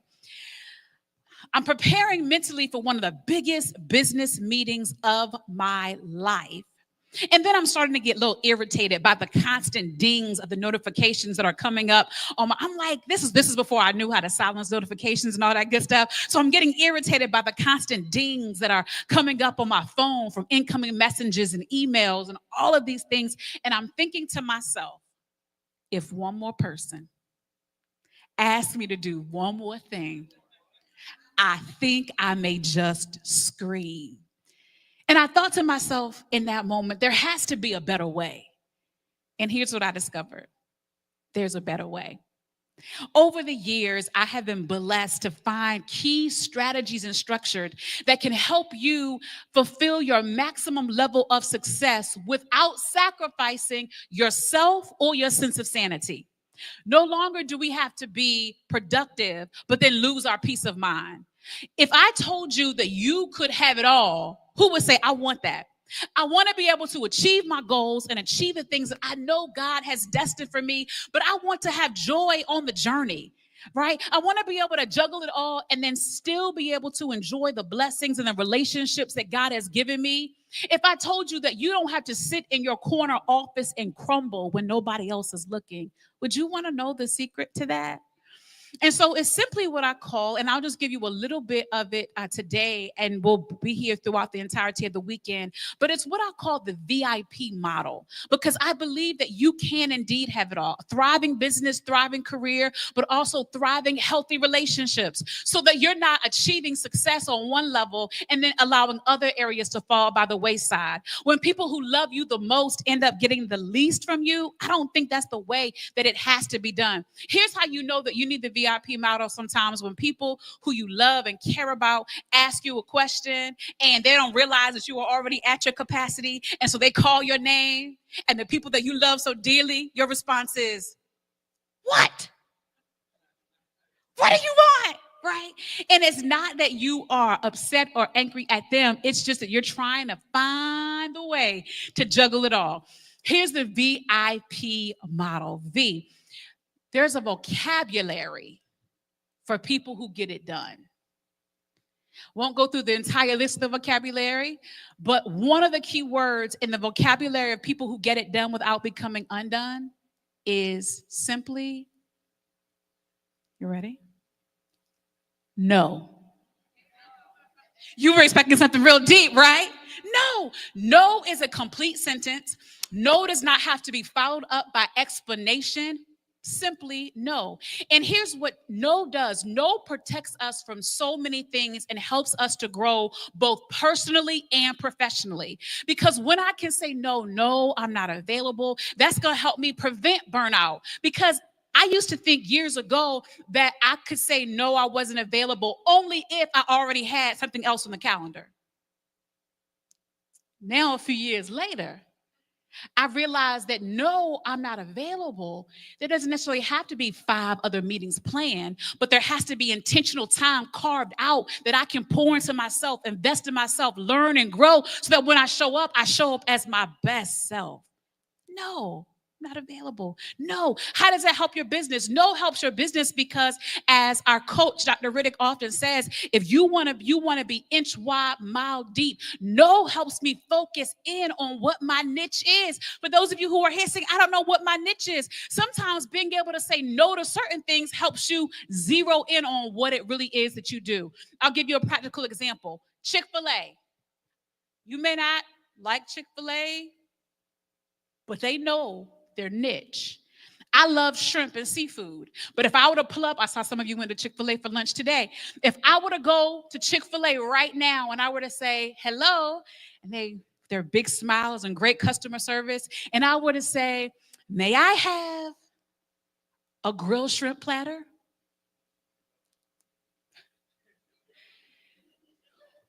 They would say, it is my pleasure to tell you no. Why? Because that is not on them. That is not what they do. Now, what they do it well, right? They're gonna do the chicken. They can give it to you grilled. They can give it to you fried. You can have it in nuggets. You can have it in strips. You can have it in your salad. You can have it in soup. But they know what they do. So everything else has to be no, so that when you give your yes, it can be your best. No. Not available to do that. No, that's not. But this business and this company is doing that. Great, that's good for them, but that's not what I do. V, there's a vocabulary of people who get it done. I, identity. There is a strong sense of identity for those who get it done without becoming undone, both personally and professionally. Personally, and we heard many of our panelists talk about the importance. I believe Dr. Harold was sharing as well about discovering his real authentic self. And if we're going to be the leaders and the coaches that we ultimately want to be, we have to have a strong sense of identity, not chasing all the shiny stuff, but knowing who we are and the value of what we bring. And let me tell some of the new and emerging entrepreneurs out there, you please have a strong sense of identity and who you are. And you don't have to waste unnecessary time and energy trying to prove. Just be. Be your brave, bold, beautiful self. It may look different. Everybody else may not understand why you do what you do, but that's what's going to make your business stand out. You have to have a strong sense of identity of yourself and a strong sense of identity for your business, because other people will do what you do, right? Chick-fil-A is not the only place where we could have got lunch today. Right?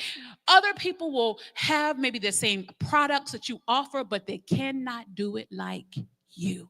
So when you have a strong sense of identity, you have to know, okay, here's what I do, and here's how I do it that makes me unique. Here's how I do it that brings a different flavor, that makes people want to come and receive it from me. But that power only comes through the authenticity of being you. Somebody shout identity. John Maxwell says, strengthen your strengths. Right? Know who you are, know what you bring, not ignore your weaknesses, but strengthen those areas in which you're strong, and then surround yourself by people who may be strong in those areas in which you're not. But know who you are, know what you bring. And when you have a strong sense of self, it helps you in your business, it helps you in your personal life, it helps you far exceed your goals, because now I'm not in competition. I'm just trying to be the very, very best version of me that I can be, because I know who I am. There's no scarcity mindset. I'm so grateful that Dr. Riddick and I have been placed in incredible environments where we have coaches such as Pastor Eric Thomas, who's like, listen, there's no competition at the top. We all want to learn and grow together. So I'm glad I'm celebrating you when you got your first million, and I'm celebrating you when you got your 10 million, and I'm celebrating you back there, because there's no scarcity. It's not a piece of the pie. Baby, we can have the whole bakery. And so we have to understand that mindset and be around people who can see. Les Brown said this morning, there's not a shortage of money. It's a shortage of knowledge and thinking. And so when I have a strong sense of identity, I know who I am, I know what I bring, I know the value, I know my weaknesses too, but I know my strengths and I'm showing up and I'm going to give you all the best. V, vocabulary. I, identity. And then P, we have to learn how to prioritize with purpose. Ambassador Susan Johnson Cook often tells those that she mentors, she tells us all the time, she says, listen, you can have it all, but not at the same time. Right? And so what is it that you are called to in this season? Some of you are going to lead the Business Brilliance Conference this weekend and say, you know what? I need a coach. I need to link up with the community where I can share the ideas and dreams and visions that I've had so I can be sharpened. Some of you will lead the conference and say, hey, Dr. J, I have the business ideas. I just need some self-care. I need to go sit by the water and relax. And I won't say shameless plug, but there is a plug. In October, Walk in It Incorporated and Crown Ministries International both of our businesses are coming together to host a entrepreneur and business cruise. So if you want to cruise along with us, have some fun and learn, make it a business expense and come on. But here's what we understand. There has to be a balance, and I have to prioritize with purpose. I can't do everything. Listen, you're not going to be called to do everything for everybody all the time, but give your everything to that which you are called. You're not called, and that's okay. You're not called to everything, and you may not be everybody's cup of tea, and that's okay. You are not called to everything, but give your everything to that which you're called. So I'll end with this. Standing in the middle of the kitchen, looking at the dishes that are looking back at me, hearing the lull of the washing machine and the dryer, planning for one of the biggest business meetings of my life, listening to the dings on the computer and the phone calls that are coming in. And I'm thinking there has to be a better way. Take a deep breath, and I begin to employ the strategies of balance and proper prioritization and knowing who I am. I go to the business meeting. It goes incredibly well. We successfully gain that contract. I run out of there celebrating, thanking God for his favor once again. I fully dressed up for my business meeting. I run and get to my son's soccer game. As soon as I get there and get settled in, he kicks the winning goal for the game. He looks over at me to make sure I caught it. And not only did I catch it, but I was fully there, not checking my phone for messages that were coming in between, but I was fully there and fully present. And I gave him that big 2-thumb soccer mom smile and said, "Go, boy." It wasn't about the goal. It was about fulfilling my goal of saying, you know what, I can get it done. Yes, God has blessed and called me to many things, but I can get it done without becoming undone when I apply the strategies that God has given to me. There's a lot in you. There's a lot ahead of you. And I just want to encourage each and every one of you, you can get it done without becoming undone. Thank you for your time.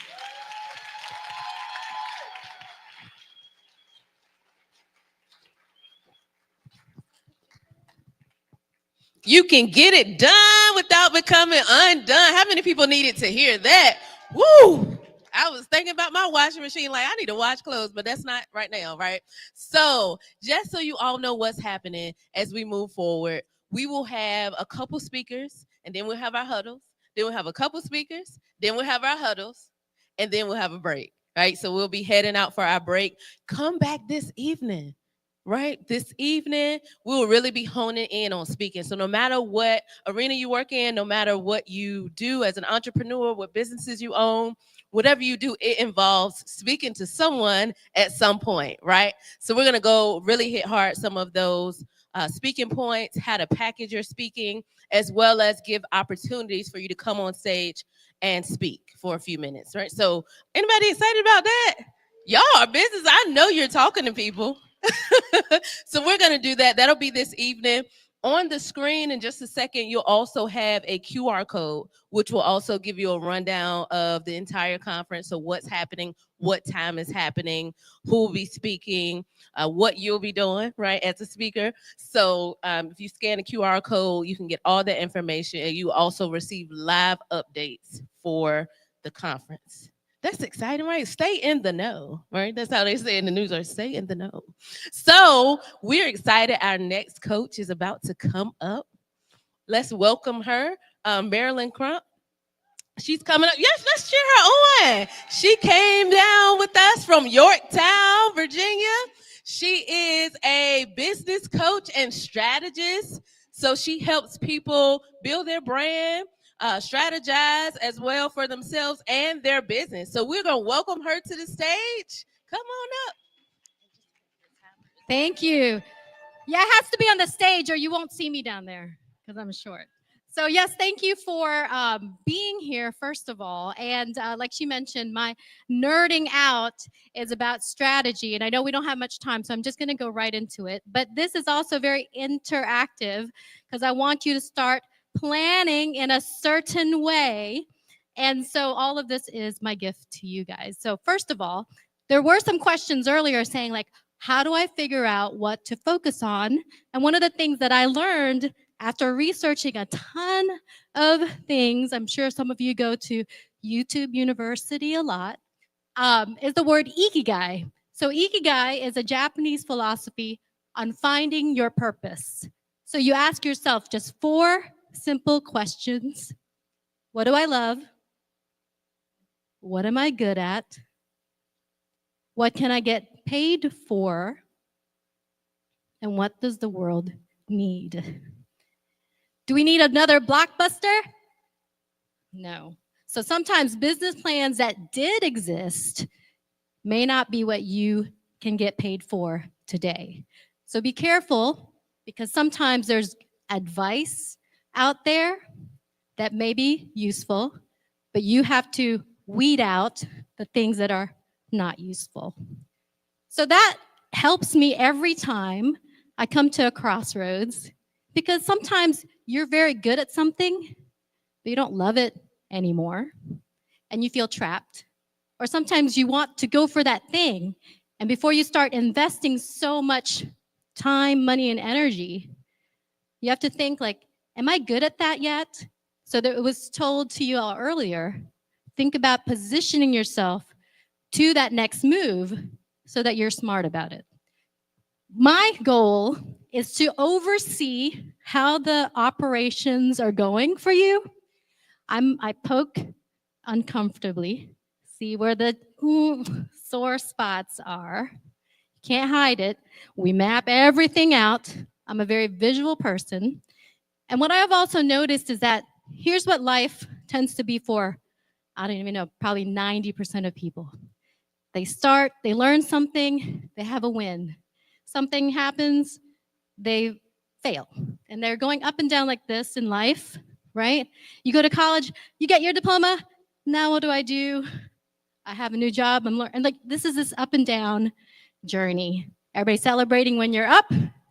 People stay away when you're down. And then near the end, that starts looking like this because you're afraid to take risks.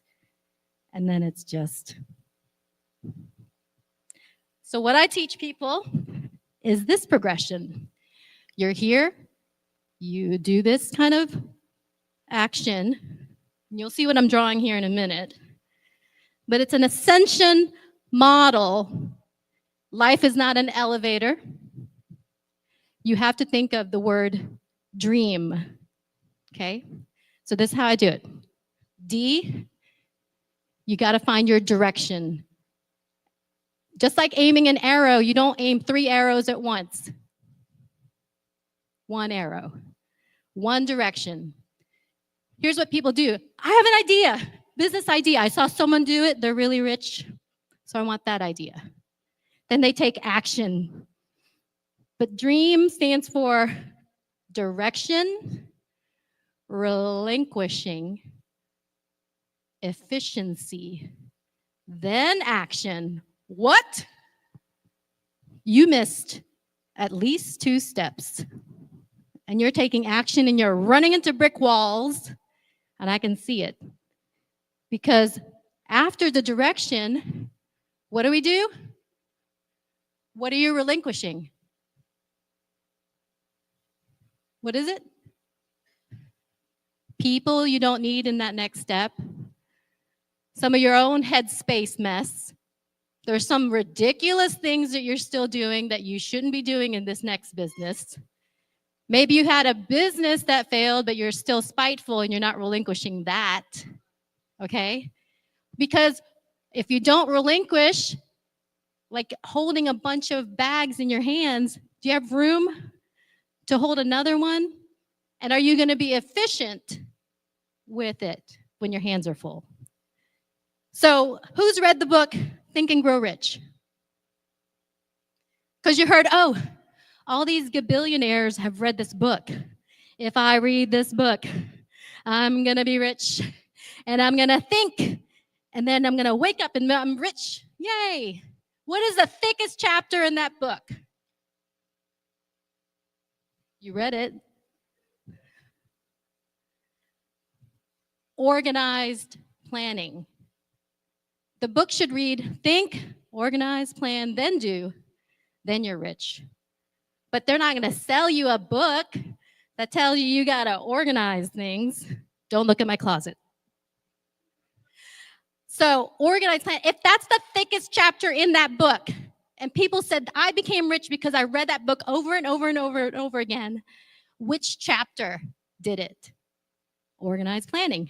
So you don't DRA, you DRE.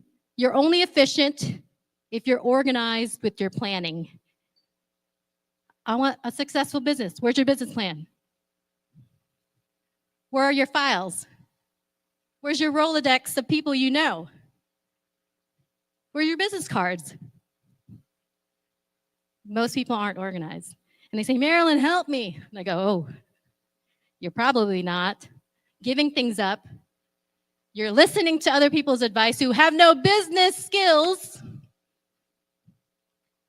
And you're not efficient.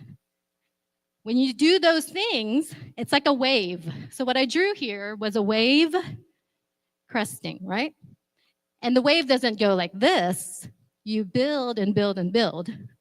Because by the time you get DRE out the way, you can take inspired action.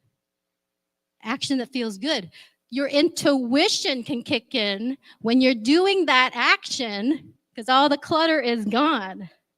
You're not listening to the negative people because that's not efficient. That's none of my business. Should be your no as well. Oh, blah, blah, blah, someone's doing this. Well, that's none of my business. I got a business here, okay? Inspired action. Action should feel good because you know when you're taking action and you didn't do the other thing, you didn't file the taxes from 3 years ago, you feel like an imposter because you're trying to hide the things you didn't do in the DRE. Okay? So now when you take action, it should feel good. But remember, we're ascending. We get to M, which stands for momentum. Momentum is when you can do it over and over and over again. You can teach other people. You're making money. And wait, is money real? No. Money is not real. Why? You think money? No, money, go dig me some money right now. It's not real. It's an exchange of value. And if you don't figure that out, you're going to want something that isn't real, and you're going to get mad when you don't have it. But what you're doing is you're not building your value, and then you're going, well, how come I'm not getting paid for it? Because we want to pay you in exchange of the value we earned. I worked hard for that value in my pocket, and I want to know that you're going to work just as hard and you're dedicated to serving all of the toil that I had to do to get that value, right? So you have to establish trust, and you can only do that if you really do what you say you're going to do. Now, after M, it just doesn't go like this, because that's called plateau. You've been somewhere where you're like, oh, I got it figured out. Life is great. And they say, well, AI is going to take your job. Okay, so what happens? Just like a wave, you're going to get into that riptide, You start tumbling, tumbling. You feel like you're going backwards. Why is this happening to me? Well, because it's time for a new direction. There's people who start multiple businesses because they figured out this puzzle. Whenever you sense that something's not right after you've hit momentum, not before, after you've hit momentum, it's time for a new direction. So every time you hit that, what I call retrograde, you're going to spin around in it for a minute. You're going to have to look again. You ask the ikigai questions. You find that new direction, just like an arrow. It's the pullback you needed to the next level. So life is a sequence of dream success strategies that's going to help you achieve everything you want, but in a concentrated way. And one last thing before I go. So build your network, like Les said. So you have to fail amongst people that love you. Perfection isn't real, right? So those are two big mantras you need to have in your head. Perfection isn't real. I mean, you're perfect when you're done. Don't be done yet. And fail amongst people who love you. And I love you. So if you need anything, you let me know. But that's my time. Thanks so much.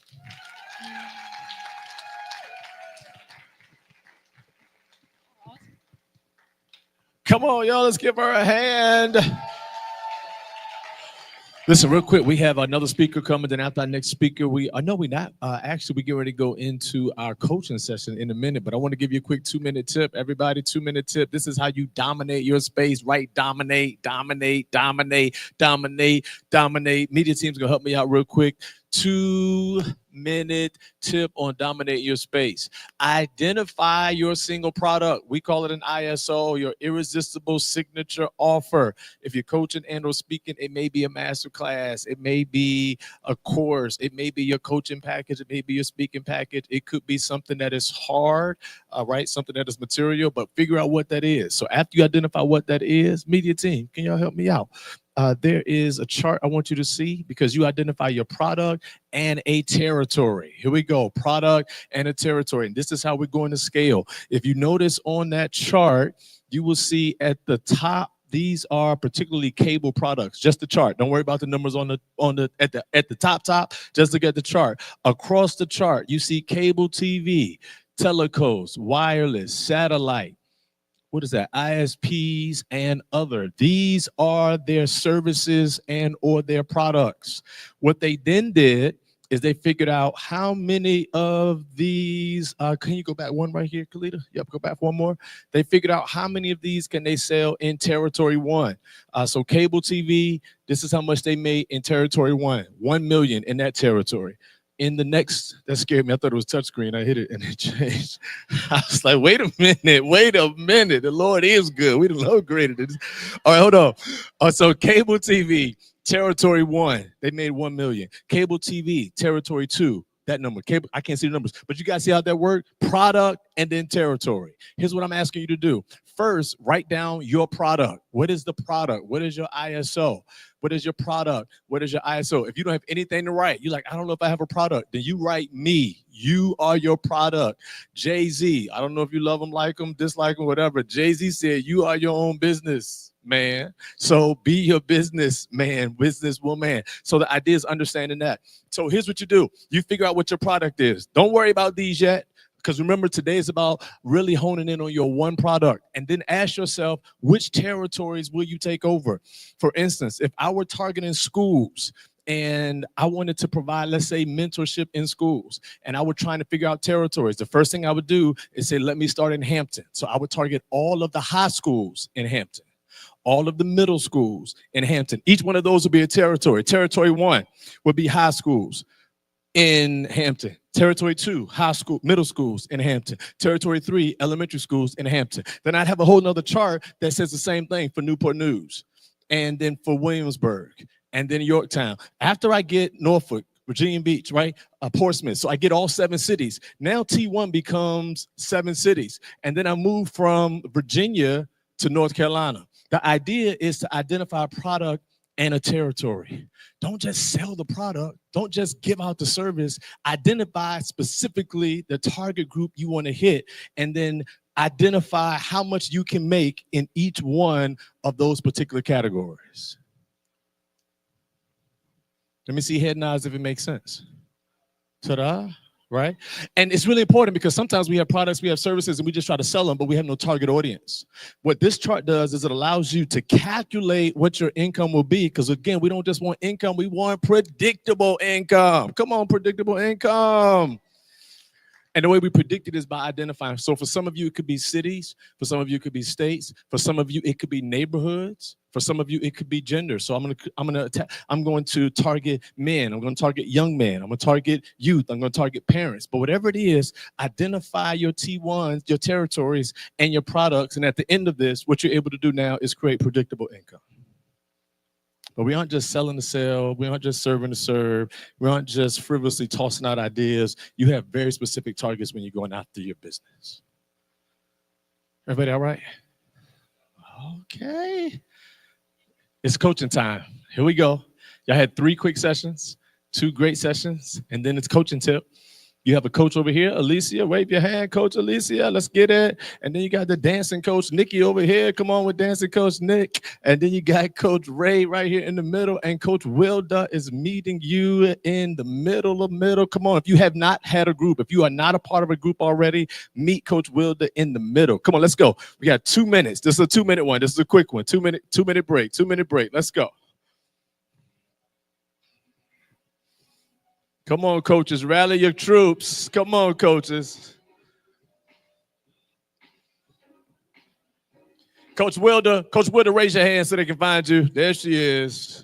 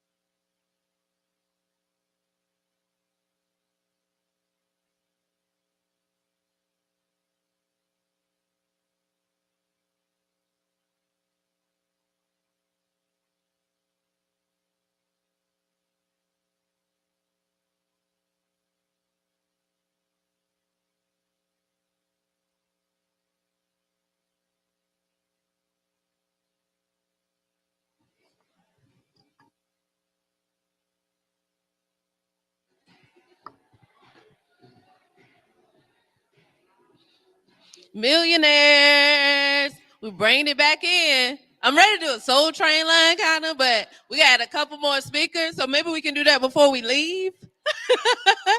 But it's time to break our huddle, come back to our tables, to our chairs. But we're still I mean, you can dance back to your chair if you want to. You can do a little two-step. Yeah, you could do a little two-step back to your chair. You got extra pep in your step. Now you got strategies for your business. You have heard on how you can get it all done without becoming undone. And now we have some more amazing information strategies for you. We have our next coach about to come up to the stage. So the next voice you will hear is Donslow Brown. He came, y'all got to clap real hard. He came all the way from South Carolina. Any more South Carolinians in here or people? The closest I get is Myrtle Beach. I got you there, right? So he is an international speaker, an author, and a motivational coach. So we welcome Mr. Donslow Brown to the stage. Let's give him a warm welcome for our next speaker. Now clap your hands for yourself. Clap your hands for yourself. It ain't about me. It's about the business brilliance. It's about y'all today. All right. So clap your hands one more time for yourselves. You all look beautiful. Do me a favor. Turn to the person next to you and say, "You look beautiful, man. You look beautiful." In case they didn't tell you. How many people here, by a show of hands, have ever experienced a dry season? Whether it be in business, ministry, friendships, frenemies. Come on, somebody. You experience a dry season. What's the first thing that we tend to do when we experience dry seasons? I like that y'all talking back to me. This feels good. I feel like I'm amongst family. You say you shut down. What else do we do when we experience dry seasons? My man said we try to find some water. Right, because when the water came down, it was good. The money was filling up our pockets. We came in with a whole vessel. We came in with the buckets when the water was coming down. Typically, when we go through a dry season, we also complain. We vent. We get real bitter. Complacent. We got a few more shout outs. I love it. It's funny. I remember years ago when I first launched my first company, Sage Tech Solutions. Essentially, I was traveling the country teaching medical professionals how to use their computer system. So I would submit a contract, or submit a proposal rather, and I would get a contract within 2-3 days. "Mr. Brown, we want to work with you." I was excited. I said, "All right, let the money come in." Yes, Father. Drop the rain. First month, 2 contracts. I was in Connecticut. Next month, I was working in Wichita, Kansas. I don't know everybody who's ever been in Wichita, Kansas. I'm sorry, I didn't mean to talk about Wichita, Kansas. They're the best place you could ever go because you're from there. Bless your heart. I spent about 3 weeks in Wichita, Kansas.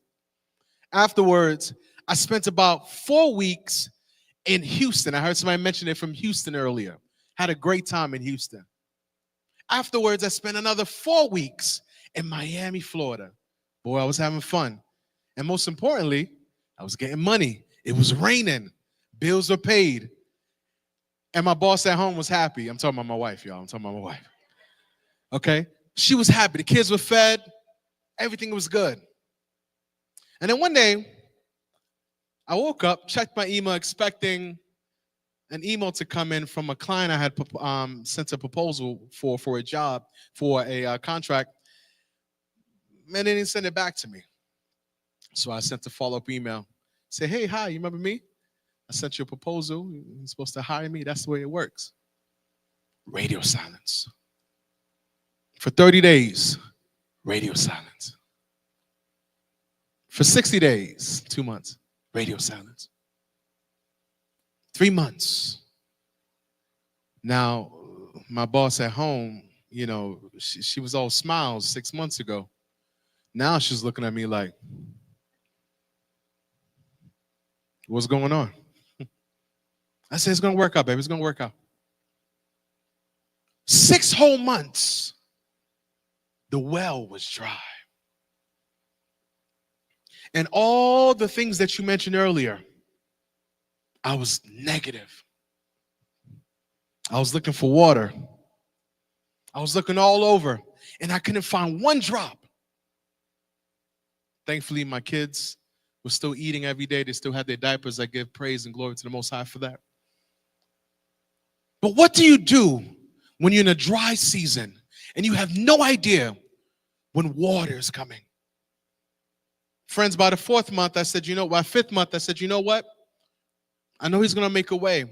I'm not going to allow this situation to make me bitter. I'm going to get better. And I learned these 4 R's. Write this down, please. The first R. You see, I was working constantly, nonstop for 6 months. The money was coming in, but I was tired. I needed to rest. I needed to rest. I need to actually sleep, put my phone on silent, not vibrate. Come on, somebody. I had to uninstall some apps. I had to, whenever that person was calling to complain or to gossip, I wasn't with the gossip anyway, but I can't, hi, thank you. All right, God bless you. I'll talk to you later. I had to rest. Second R, please write this down. I had to reflect. I had to, and in my time of reflecting, I had to think about what was working, what was helping, and what was hurting me. When I was working, when the contracts came in, how I presented myself when I got to the hospital and when I was working with the doctors and nurses, what was helping and working out for me? What's stopping me from moving forward? I had to reflect on that. My third R, I had to renounce. Because in my time of reflecting, I also realized there were some mindset things, and my friend alluded to that earlier. There were some mindset things that I had to relinquish. I had to let go. Now, when I say relinquish, I know it's very easy to say, I have the employee that's not doing what they're supposed to do. They keep coming in late every single day. I need to relinquish them. No. I'm talking about you need to relinquish something in your mind that's preventing you from being who he says you are and providing that service that you're called to do. My last R, friends, is to restart. Now, when you restart, you're not restarting from where you were 6 months ago or from the very beginning when you were learning how to do a thing. You're starting or restarting from a place of new knowledge, of revelation, of understanding of what you need to do versus what you have done. You're understanding what used to hurt you, but now you're doing what's going to help you. You're understanding your value and what you bring to the marketplace. Now, some may ask, well, Donslow, you said this is navigating the dry season. Friends, you do realize that when you operate or when you understand these 4 R's, when you successfully do these 4 R's, you realize that you never were in a dry season. See, what happened was in the time that the Father decided to put a pause on your mess, what he was doing was giving you an opportunity for a divine setback, for a divine comeback. Somebody write that down. Divine setback for a divine comeback. Ladies and gentlemen, my name is Donslow Brown. I'm your partner in purpose. Much love.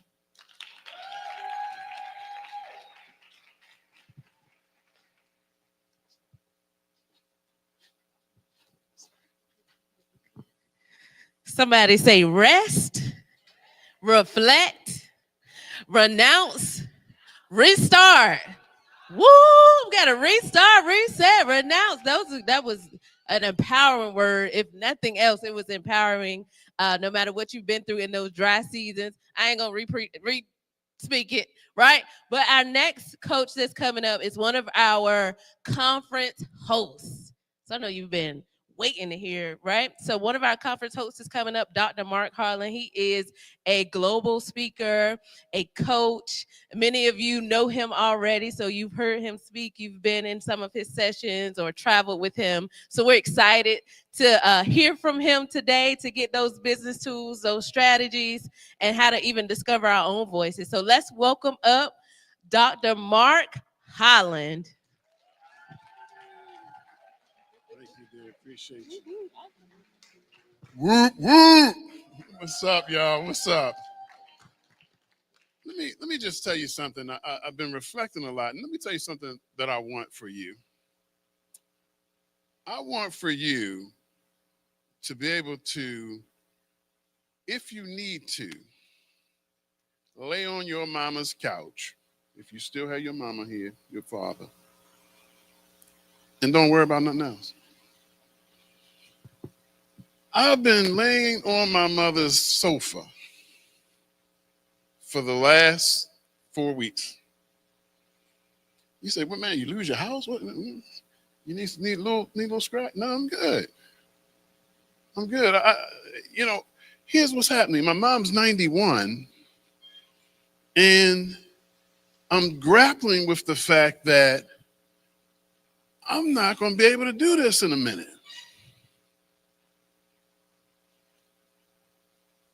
And it's tough. And even for those of you who are here this morning and you participated in that video, thank you.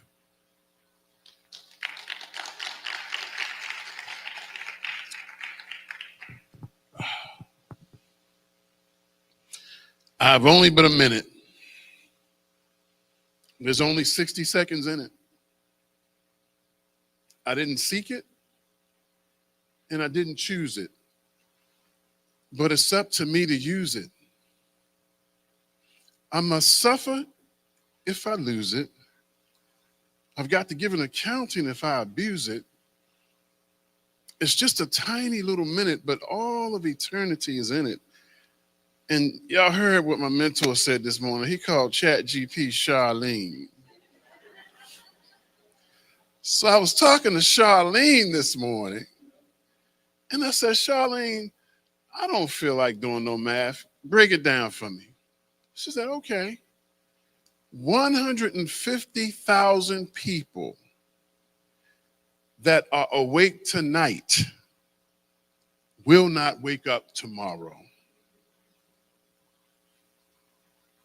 Very sobering. And then she broke it down for me. That's like, we need to be grateful for the time that we have.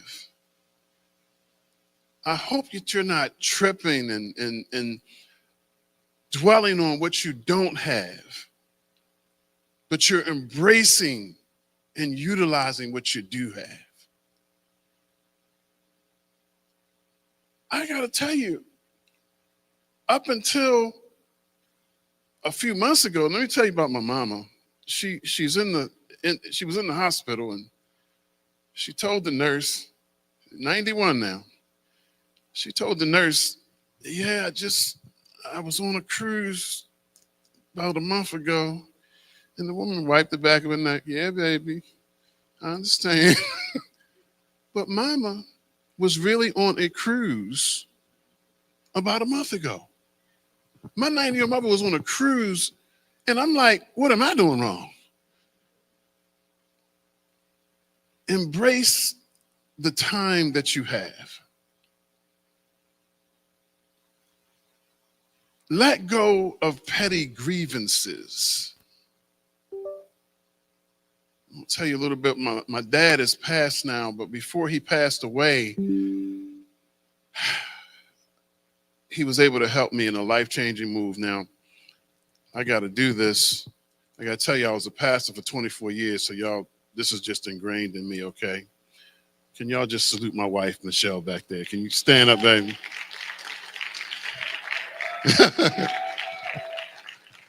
All 24 years I did it, she hated it, and she still hates it. But my wife came to me about a year and a half ago. And she said, babe, we're getting a little older. I said, I hadn't noticed. Yeah. We're getting a little older, and I'm thinking that I want to, she's in education. She said, I think I want to try my hand and go a little further into this education game. She said, but I need to know that you're with me because it may call for us to relocate. Now, I've been pastoring for 24 years, except for the time that I went to the real HU, Hampton University. Okay. I don't know if anybody from the other one is here, but Ambassador Howard. Okay, I'm gonna back off. I was gonna go hard, but I'm a grad school. Okay, we'll forgive you then. Okay, cool. So when my wife said that to me, she said, baby, I said to her, you have supported me lockstep for the 30, at that time, 33 years that we've been married. Now it's your turn. And so what that called for me was, if I'm gonna stop pastoring and some other things that I'm doing, what's next for me? But I want you to know, if you've been thinking about it, if you're not sure about it, you can't beat God giving. I released what I was doing, and now we're standing here in the Business Brilliance Conference because that was my next step. God just breathed life into it. I'm up here, and my heart is in Baltimore in a rehab center. But I'm trying to connect with you and tell you that, yes, as my mentor says, you have greatness in you. Why do I want you to be able to be on the couch? We have some things that we're working through, and we're not gazillionaires, but I've been able to be on the couch because we have planned well. I want you to be able to do what's necessary that makes you happy. I don't want you to have to go nowhere.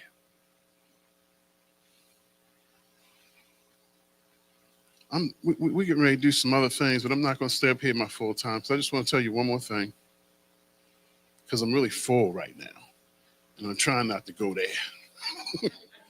I'm really, really full. Whew. Listen, Mark Holland, in his senior year in high school, writes a poem. It's called, Is It Worth It? I sit in the kitchen and study at night. Sometimes I wonder if it's right. All my friends are in the street, but still I study in my seat. I really wish I could go out and play, but I think if I study, I'll have my day. Because there's no party in this world. Chasing boys and chasing girls. Is it worth it? I think so. But for now, I just don't know. Fast forward. Mark Holland, who just turned March 3rd.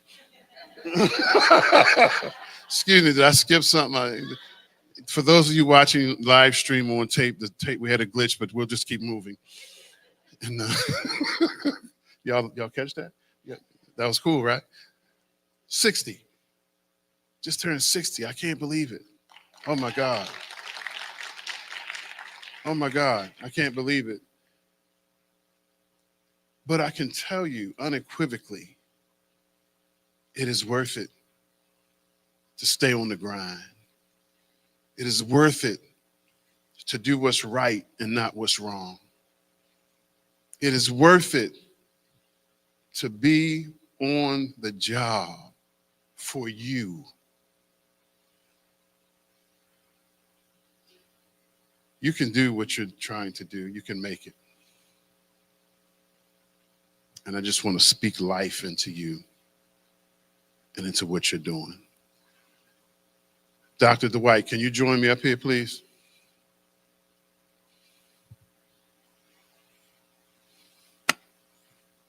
I just want to tell you, and sometimes you can show people something better than you can tell them. I want to show you what a friend looks like.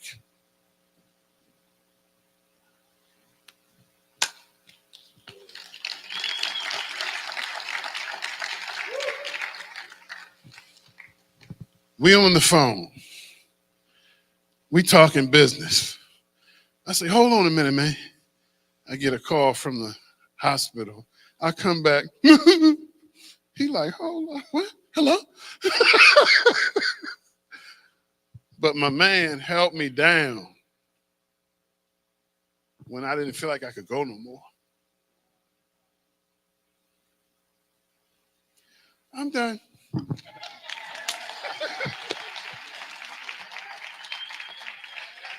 Tell them look at the QR code.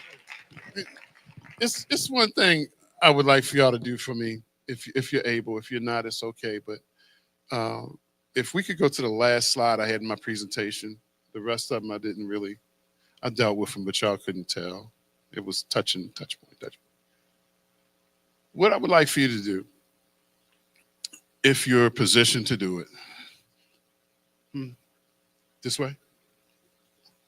Oh, okay. I'm all up in front, the QR code, all in the video. So what I would like for you to do if you're able, and I'm going to tell you why. I'm going to tell you the context. Dr. Dwight and I, we go to conferences all over the country. One of the ones that I'll note for you is John Maxwell. When John Maxwell does his conference, I'm Maxwell certified. He's a tremendous teacher, leader. Yeah, that's it. Got some Maxwellers in the house. But let me tell you what happens at his conference. People line up against the wall by the hundreds just to take a photo with him because they appreciate the work that he has done.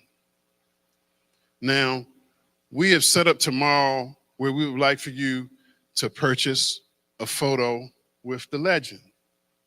It's a photo in a book, and it's $125. You say, I can get the book for that. Yeah, you can say all that. But you got more than that from him over the years. And the funds are going to him. And so it's two things that I want you to look at. Less photo and book, that's $125. And for those of you that are in the business and you realize the value or understand the value of a deep dive with less, I asked him to do it this morning. And he was like, what did he tell me? I'm hard-headed. He said, you're hard-headed. I said, how am I hard-headed, Legend? What I do? This is what he told me, and it's valuable. He said, what I want you to do, no matter where you go, is never let what you want to say get in front of or take the place of what the people need to hear.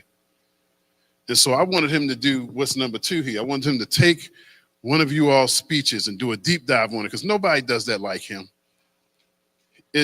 Nobody does that like him. I'm trying to tell you, if you've seen it before, just get a hand clap. Anybody ever seen him do a deep dive on it like that?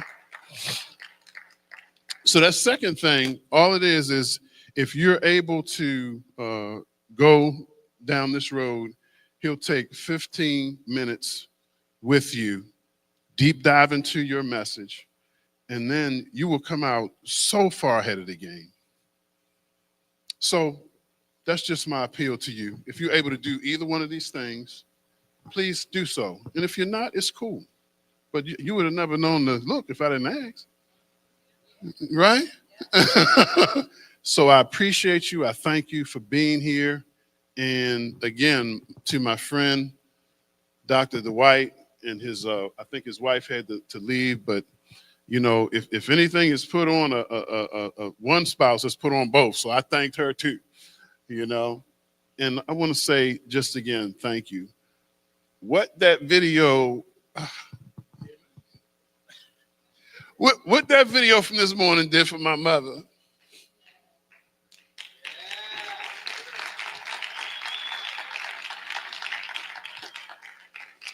and what it did for me.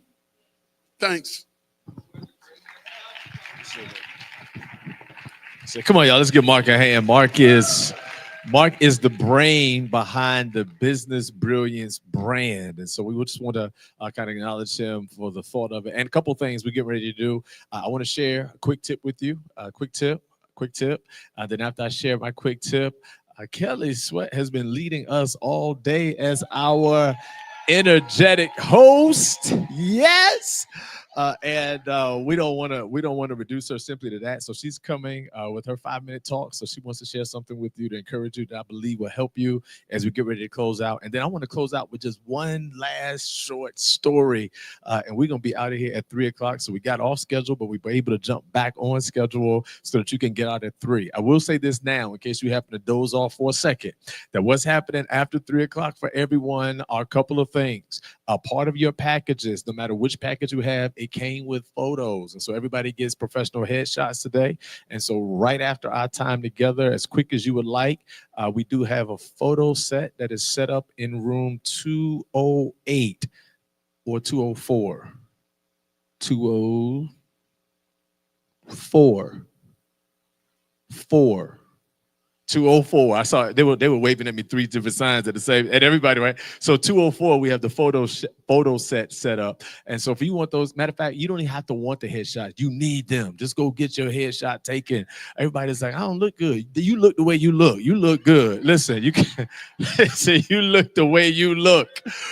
And we can make you look whatever else you want to look, but we would love for you to take those photos. And so those are going to be available for you. And so obviously there may be a line. I know you think there's going to be a line, but get up there quick. It's not going to be a whole JCPenney shoot, right? We're going to get you in, take your shot, get back out. But we do want you to have that because we do talk about business, and a lot of business is branding. It's about who you are. We want to make sure that we provide those tools. We don't want to just say do it. We want to help you get that done, right? And in order to do that, we want to provide you all of those materials. So photo shoot will happen right afterwards. And then there's a break. You can go let your hair down for a little bit. We're only 5 or 10 minutes from a local shopping mall. For those of you who checked in the hotels, take a quick nap. But we want to encourage you to come back tonight. Tonight from 5:30 to 8:30. 5:30 to about 6. We'll just have some meet and greet time, a little something to eat, mixer style. But then from 6 to 8:30, we're actually going to talk about talking. We're going to talk about speaking. We're going to go over how to craft a signature talk, how to craft your signature speech, how to line up your pitch, how to use the stage properly, how to not use the stage, what words to use, key terms in being able to close the talk. And after we talk about your talk, we're then going to give people opportunities to come up and do 2, 3 minute, 5-minute talks so that, one, you can get to practice. We'll share some comments to encourage you, some tips to help hone that in. But then also, we'll be recording it. And so you'll be able to get the footage. Remember, people are booking, speakers who are speaking, coaches who are coaching, entrepreneurs who are entrepreneuring. And so what we want to do is put you in the space, give you the footage. So when you leave, people see that you're already doing it. If you come with 2 different outfits, we're going to put you up here 2 times with different backgrounds so that you'll have 2 different looks so that when you leave, you get the content. Y'all not clapping right. Come on now, listen. It's one thing to say do it. It's another thing to help you do it. And one of the things that was really on Mark's heart and mine as we planned is making sure we gave you all of those tools. So is anybody excited about tonight? Okay, make sure you come back. Let me just also say, be here because there'll be a totally different group of people who come tonight who couldn't come earlier because they were at work or chose not to come because they were at work. That's going to be true for tonight. It'll also be true for tomorrow morning. So thank you so much for coming. Here we go. In 1 minute and 30 seconds, Myron Golden talks about this simple concept of making sure you have the right vehicle. Here's what we know, not Myron Golden, but true nevertheless, success loves speed. You could make $1 million over the course of a 50-year lifespan, and you would be a millionaire over 50 years. But if you made that same $1 million over 52 weeks or over 5 weeks or over 5 days, that $1 million hits differently. Are y'all hearing this? you will most likely become a millionaire over the course of 70 years after you accumulate all of your funds and look at all of your assets. And so you will be able to say somewhere in the latter part of your years that I am a millionaire. But if you could take that same 70-year track and smash it into 7 days, it is what Grant Cardone refers to as 10x. 10x is when you take whatever you've done in 1 year and you do it in 10 months. Right. And so the idea is we take whatever takes you 1 year and we smash that 1 year system, strategy, process, and profit into 1 month. Now you can do in 1 month what you typically do profiting in a year.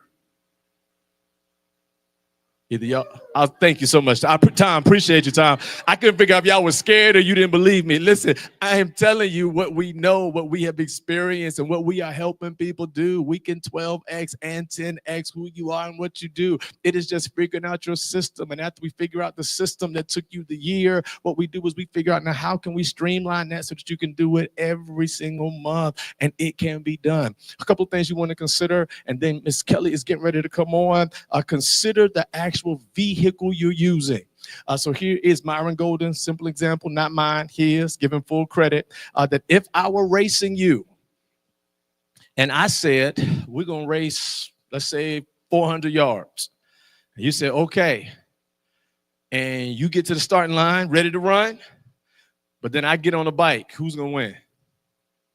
I'm going to win because I can go faster and further on the bike than you can running. So of course you would say, well, whoa, let me get a bike too. So you would get a bike and I would give you a bike. I don't mind you having a bike to go 400 yards. So once you get your bike, you know what I would do? I'd jump in the car. Because in the car, I can go faster and further than you can. And so now that I'm in the car, I'm saying, let's go 300 miles. You're saying, fine, I'll go 300 miles. Let me get a car. I'll give you the car. Do you know what I'll do? I will jump in the plane. Because while you're in your car and I'm in my plane, what happens now is I can go faster and further than you. Do you know the difference between the plane and the car and the bike and the running? The difference is the vehicle. Because the distance is the same and the speed is only different based on the vehicle. And what we're asking you is, what vehicle are you using to take your business from where it is to where it needs to go? Because there's a chance you are running when everybody else in your industry is flying. There is a chance that you are in your car moving as fast as you can, but everybody else is flying. There is a chance that you are on your bike sweating. And somebody else is in the plane, sleep already there. And if you haven't heard it before, let me tell you, you can fly. Y'all see how that came back around? And here's what we're saying. What we're saying today is that we want to make sure that you have all of those vehicles. What Mark has done is he's provided those vehicles. What we've done is we've surrounded you with pilots who can help you jump in planes and fly to different distances. What you don't want to do is walk out of those doors and literally walk your business, walk your organization, jump on a bike, drive a car to what will be your next goal and your next benefit. No, it is your goal now to fly. And there are people that are positioned around you on purpose. There is no way that you are alive by accident, here by happenstance. Your birth is not a blooper. If you are here, it is because there is purpose in you. And we want to make sure that you fly. Come on, everybody look around, find 3 people, say, I can fly. Come on, I can fly, I can fly, I can fly. Put your hands together for Miss Kelly Sweat. Hey, y'all, I'm back. So really quick, because I never said 5 minutes. I'm going to try to do it in 3.5 because I know it's been a long day, right? And y'all been hearing me all morning, but I hope you want to hear me just a little bit more. So let me ask you a question. Have any of you ever felt boxed in? Like whether it was other people, whether it was yourself, right? So I've been there too, right? I would go back a little bit. I'm not that senior, right? But just to go back a little bit, going back to when I found out I was pregnant with my daughter, excitement. The men are like, I don't know what you're talking about, right? Some of the ladies are like, oh, yes, it's so exciting, right? It's also a time of expectation, but it's also a time when other people and other voices come in, right? Like, well, you're gonna have to slow down. You're gonna have to stop doing this. And one of the biggest things, I love to travel. You're not gonna be able to I am going somewhere. I hear what you're saying, right? You're not gonna be able to. It's people often tell you what you cannot do, and that's whether you're a mom or dad, right? Or you are a guardian, or you adopt children. People try to limit and tell you what you can't do now that you have this person that you're taking care of, right? Anybody ever felt like that? Ever been there when people try to limit? You know, now that you have this, you can't do those things you once enjoyed. But that's not true, right? It's like, here's the good news. That's not true. And how do I know that? Because we came up with the vent, right? This vent movement, this method. 4 simple letters, right? V, voice your truth, right? How do we combat what other people say? You voice your truth. One of my favorite writers, favorite people in the world, Zora Neale Hurston, says, when we remain silent about our pain, people will kill you and say you enjoyed it, right? Your silence is a type of complicity with what other people say, right? If you remain silent about your pain, people will kill you and say you enjoyed it. So we don't want to be complicit with the pain that others put on us, or complicit inside of the bounds that others try to create for us, so that we're not able to really walk in and fully do what we've been called to do, what we're purposed to do, and how we're able to encourage others, right? So the V is voice your truth. Like, it may be true that you didn't travel, but my truth is me and my baby are going all around the world, right? We're going to do some things. We're going to combat the truths. And even though I had her, right, I didn't have the belly anymore. I didn't feel the kicks anymore, but I still had purpose inside of me, right? I still had power inside of me. I still had all these great things inside of me, even though I also had the shout. And both, right? Be both. That might sound familiar to some of y'all, right? So V, voice your truth. Then the next thing is E, experience life. I did not mention that I also was a junior in college, right? So me and my boyfriend, right, from freshman year, we had this shout. And it's like, oh, right. Pastor shared a little bit about his college journey. I was in undergrad for 8 years. Woo! It was a long 8 years. But I graduated, right? Got my undergraduate degree. And then I went on to get my master's degree, got some certificates and things like that. So it didn't stop anything, right? So V, you have to voice your truth. E, you have to experience life. So going back to traveling, right? Since my daughter was 8 months, she's been on a plane, a train, across the country. She's been somewhere with me. So I travel with her, right? So nothing has stopped that, even though people try to put a limit on what I'll be able to do, right? So voice your truth, enjoy and experience life. And the next thing is no. Y'all heard this word earlier, right? Real simple. No, say no to the limitations people try to place on you. So there will be obstacles, right? There will be things that you have to overcome. There will be opposition. And you know what your answer to all of those things are? No, you will not stop me. You will not limit me. You will not put any barriers around me for what I'm trying to do. I have to go forward. And the way that I do that is voicing my truth. It is experiencing life and saying no when I need to. That's also saying no to opportunities that don't line up with what I'm trying to do. And lastly, the T, you just got to try. It's real simple, right? But it's also kind of deep, right? Because it's that moment when you're standing on the edge and you're like, do I go? Do I wait? Do I let the job become my business partner, or do I stay in it? Do I just jump off the edge? Or do I stay right here? Because I see if I jump off, I can reach all these people. But if I stay here, it's just me. I got to try it, right? So my try was, I've done things at Princeton, and I've been able to travel, and I've gotten degrees and certificates, even when people say, well, no, you ain't gonna be able, I can go to school and have the baby and do this, because I can be both. I can be the mom and the entrepreneur. And what I call it is mompreneur. Because you can be in both spaces, right? So what I enjoy now is I'm able to go to my daughter's games, right, in the middle of the day and go shopping with her and go eat ice cream. But I'm also going to walk into the board meeting with my heels on and look cute and, you know, make some decisions and get the contracts and do whatever I need to do with that, right? I can be both the mom and the entrepreneur, right? And the same thing in your life. You can be both. So you can be present for your family, right? You can be present with your business. You could be in the room writing contracts and then rocking the baby at night. You could do all of it. Y'all, do y'all believe it?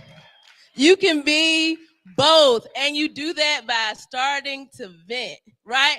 Voice your truth, experience life, say no.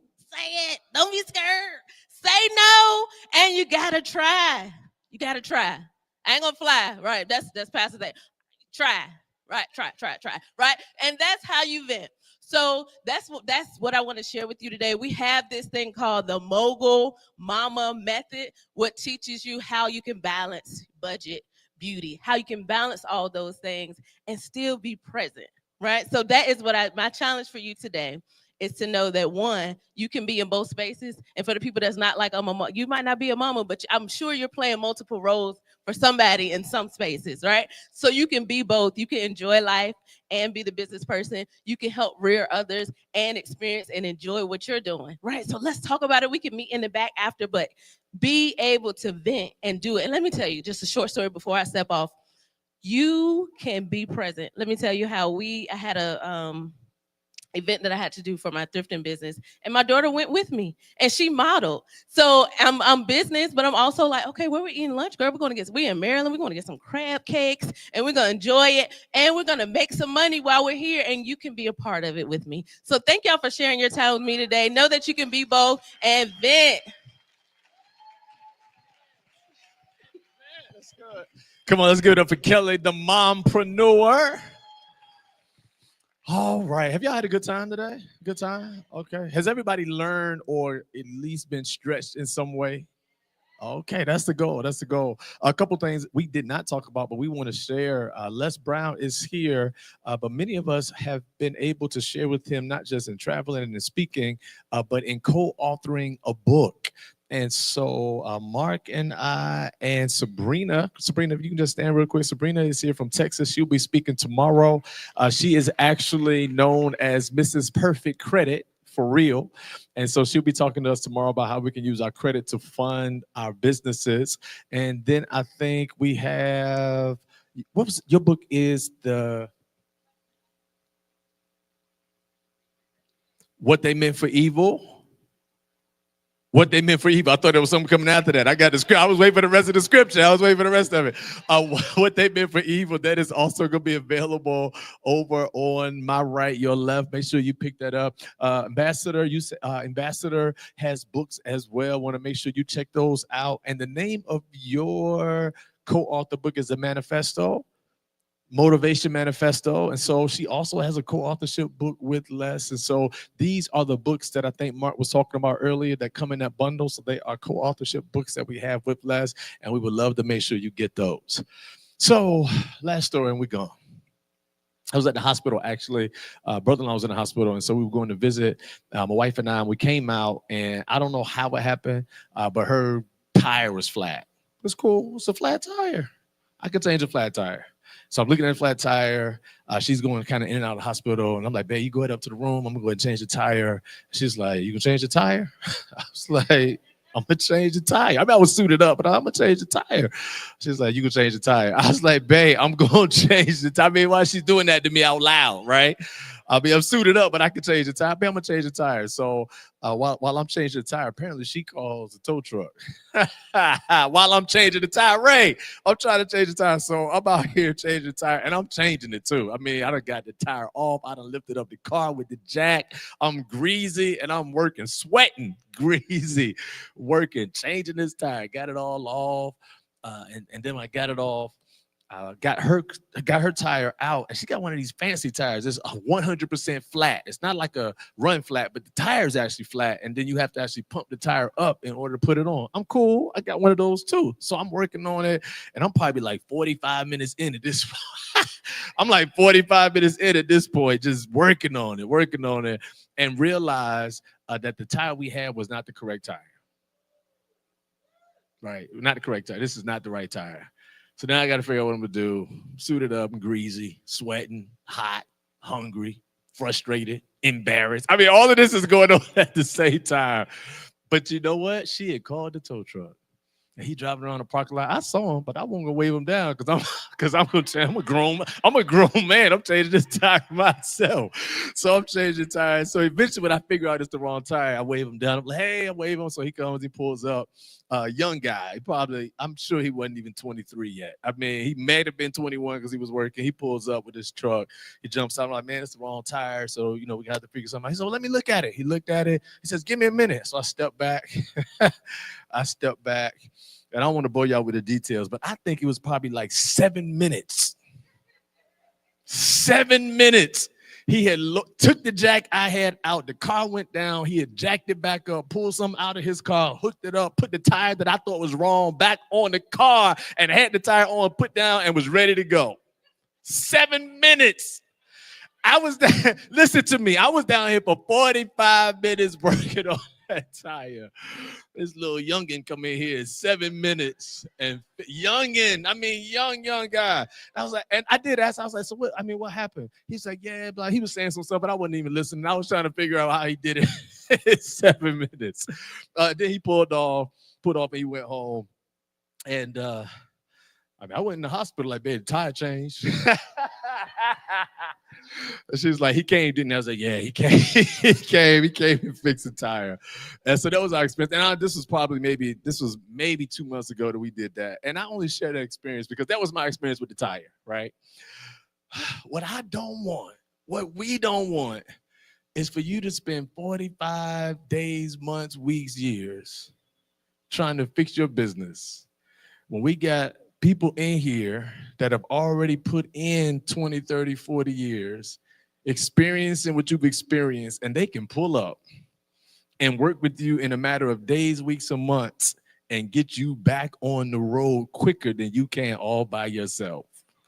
That's it. I would hate for you to leave here today and have to go through all of that sweat, all of that tears, all of that frustration, all of that embarrassment, trying to change your own tire when we have shown you and proven to you that we have experts here who are able to lift you up, change what's wrong, put you back on, and get you rolling.